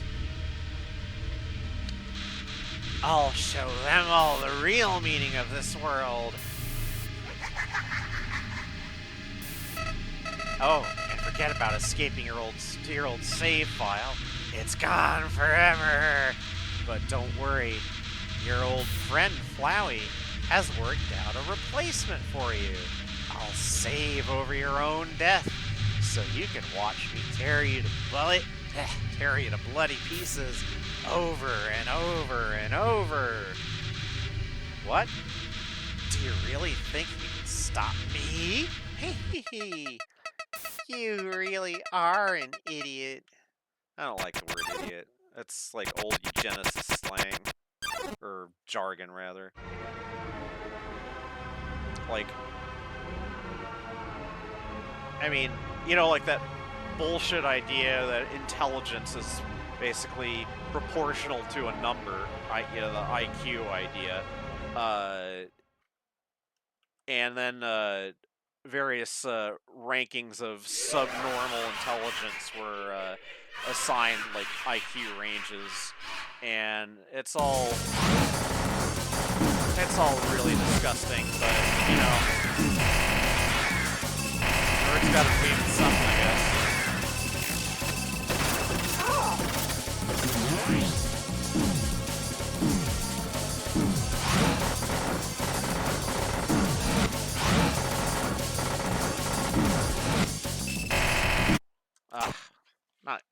I always do really badly at this.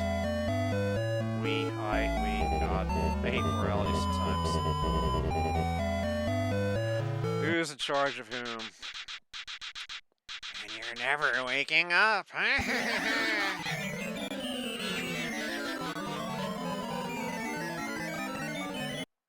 Ugh, alright, start over.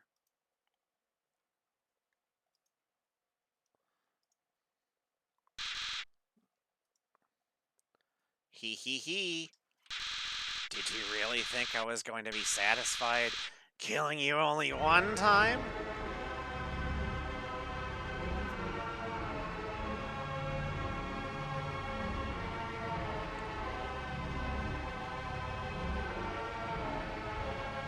Well, maybe if I actually focus instead of trying to talk.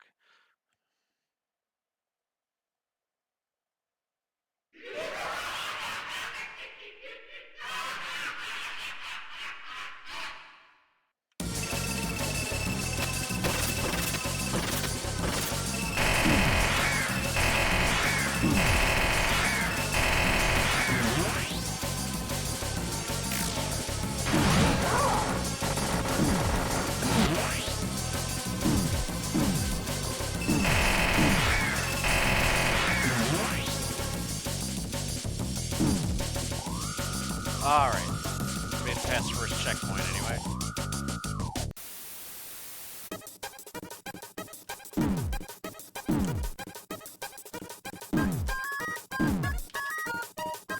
I called for help, but nobody came.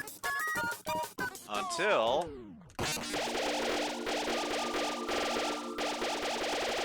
Alright.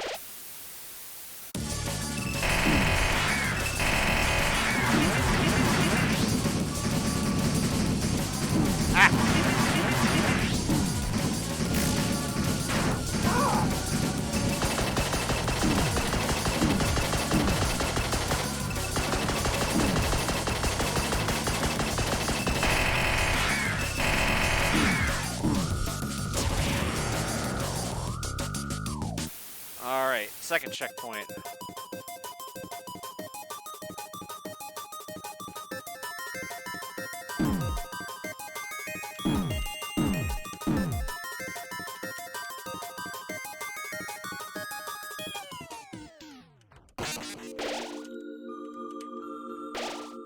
Oh, we need more.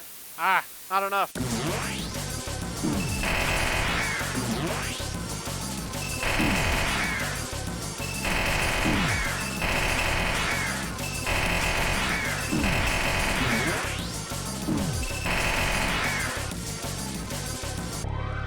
Right, next checkpoint.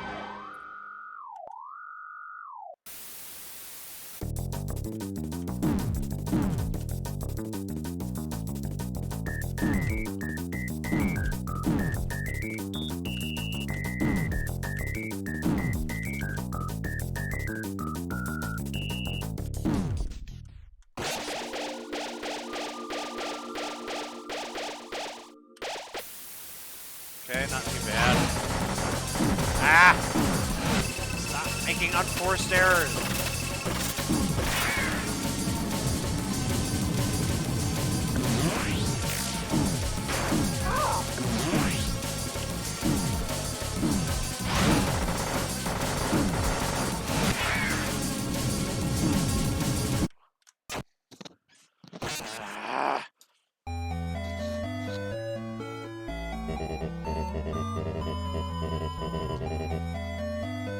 This is all just a bad dream, and you're never waking up.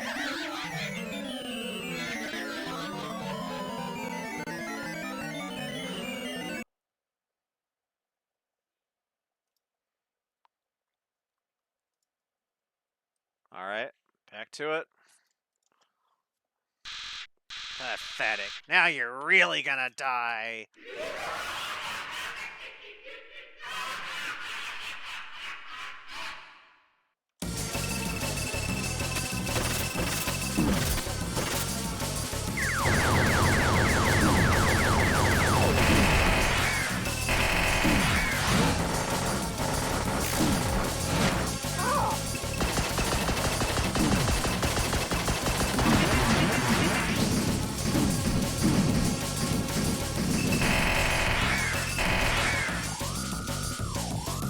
Next checkpoint.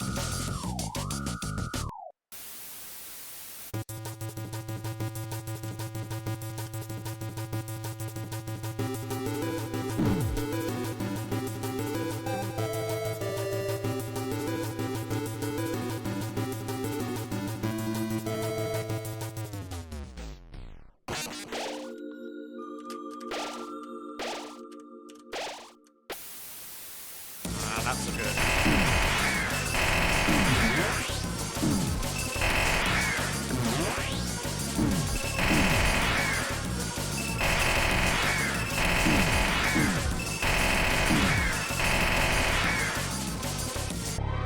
Next checkpoint.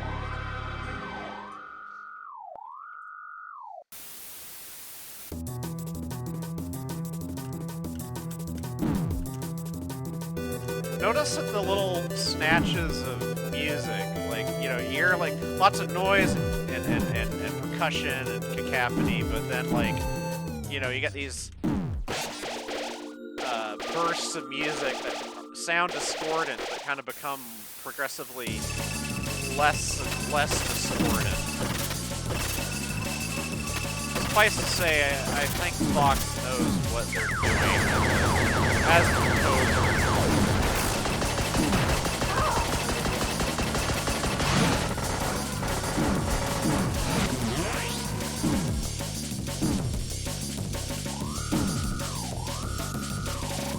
Next checkpoint.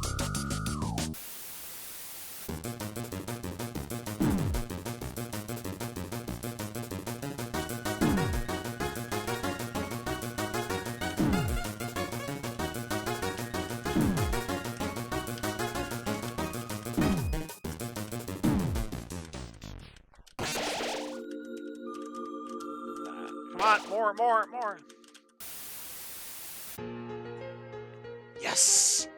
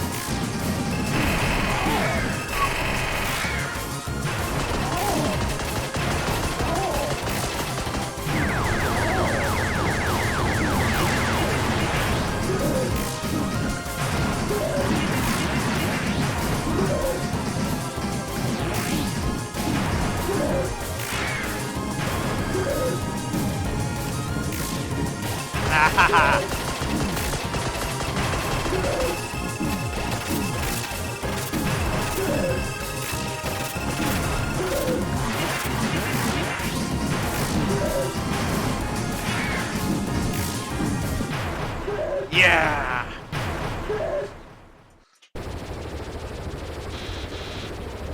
No! This can't be happening!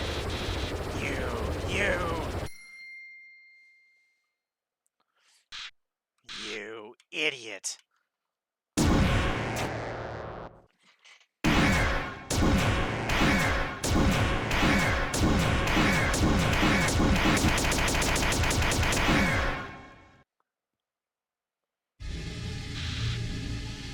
Hee. Do you really think you could defeat me? I am the god of this world. Well, not really. I mean, okay. And you? You're hopeless. Hopeless and alone. Golly, that's right. Your worthless friends can't save you now.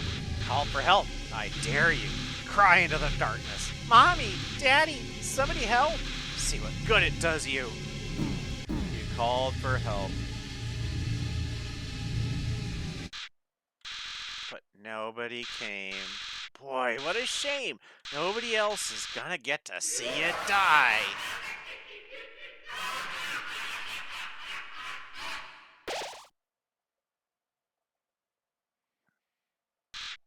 What?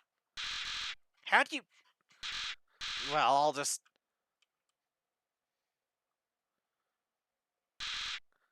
What? Where are my powers? The souls. What are they doing? No! You can't do that. You're supposed to obey me. Stop it. Stop. Stop.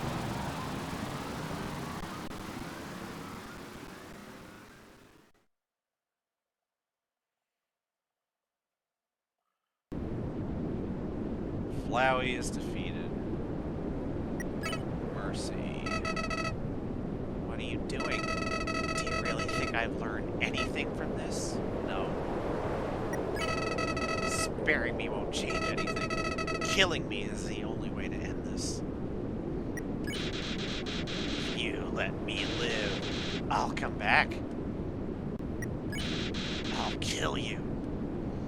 I'll kill everyone. I'll kill everyone you love.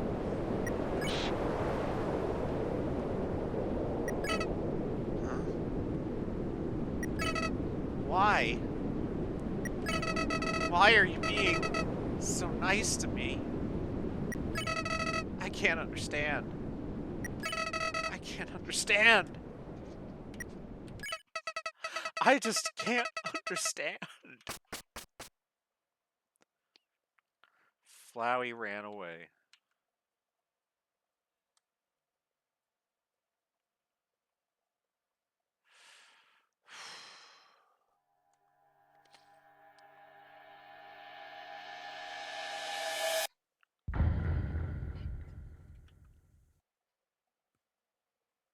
And that was Undertale. Part of it. Temmie Chang, lots of credits.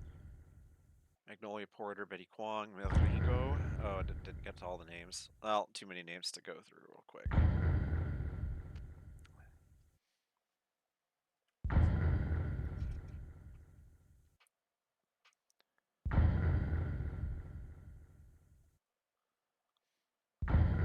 Just think of how many people, and there's like, you know, when you get to the pacifist ending or true ending, as some people call it, if that is indeed the true ending, then you know there's so many more credits, and it's like, God, even this relatively, I mean, what's the word I want to use? Not cheap, but you know, Undertale is uh, compared to like, you know, triple A blockbuster games. Undertale is really simple, and yet it still required hundreds of people, more or less. Hey, is anyone there? Well, I'll just leave a message. So, It's been a while. The Queen returned and is now ruling over the underground. She has instated a new policy. All the humans who fall here will be treated not as enemies, but as friends. It's probably for the best anyway. The human souls the king gathered seem to have disappeared. So, that plan ain't happening anytime soon. And even though people are heartbroken over the king, things are looking grim for our freedom. The Queen's trying her best not to let us give up hope. So, hey, if we're not giving up down here, don't give up wherever you are, okay? Who knows how long it will take, but we will get out of here. Sans, who are you talking to? Oh, nobody. What? Nobody? Can I talk to them too? Here, knock yourself out. Wait a second. I recognize this number. Attention, human. I, the Great Papyrus, am now captain of the Royal Guard. It's everything I've ever dreamed of, except instead of fighting, we just water flowers. So that's ever so slightly different. And we're helping Dr. Alphys with her research. She's gonna find a way to get us out of here. Undyne is helping her too, though, to be honest, her method of helping seems kind of explosion-inducing. But I think Alphys likes having her around. Uh-oh. Hey, what are you up to, punk? Ah! Please don't noogie the phone. Hey, who's in charge here? Me? Oh, yeah, that's right. I quit my job as leader of the Royal Guard. Actually, since we won't be fighting anymore, the Royal Guard totally disbanded. There's only one member now, but he's extremely good. Yeah, he is. Come here. Please don't noogie the skeleton. Anyways, now I'm working as Alfie's lab assistant. We're gonna find a way out of this dump once and for all. Oh yeah, and I'm a gym teacher at the Queen Zoo School. I mean, there already was a school, right? People talk to me and the monsters mentioned it. Did you know I can bench press 7 children? Awesome, right?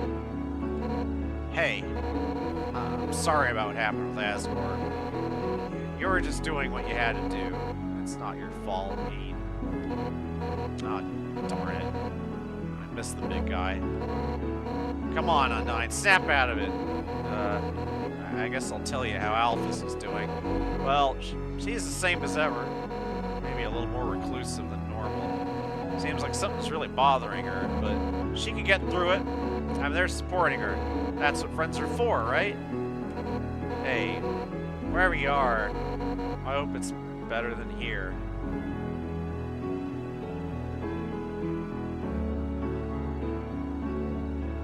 I don't know that it is.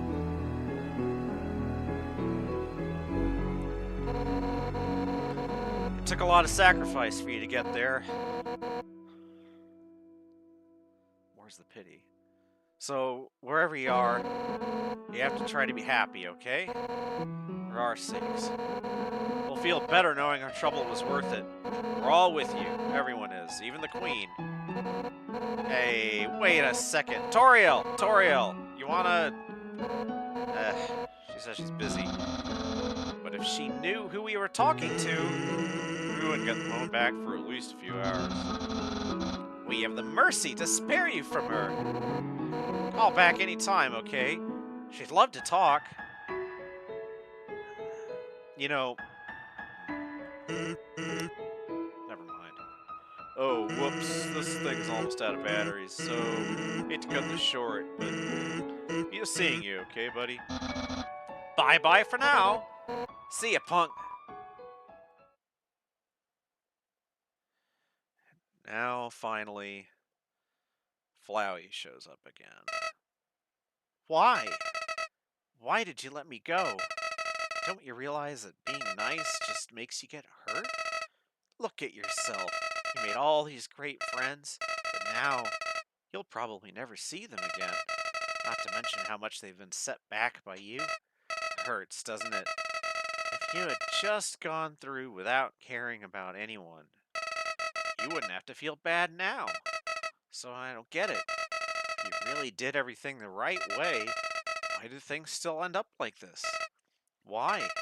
Is Is life really that unfair? Say, what if I told you I knew some way to get you a better ending? You'll have to load your save file, and, well, in the meantime, why don't you go see Dr. Alphys? It seems like you could have been better friends. Who knows? Maybe she's got the key to your happiness. See you soon. And I'm gonna pass the 2-hour mark, and see, it's about 6:30. I need to poise myself for doing other stuff around here, but I may just later in the evening just push through. Like I think that I could do the rest of the pacifist game from this point. Like in any case, I wanted to point out just this one thing. If you continue, basically, if you really do just decide, I need to keep trying to play the game as opposed to taking the hint and leaving things well enough alone, you're doing what Flowey tells you to do. And that's interesting because, first, that's something that we know that Flowey does to Papyrus. Flowey's been whispering hints to Papyrus. Possibly, Flowey's been whispering hints to other monsters, too. Trying to manipulate events in a certain direction. It's also what Rousey does in Deltarune. Rousey is there to keep you on track, and well, I'll leave that similarity where it stands. Anyway, I think I'm done for now,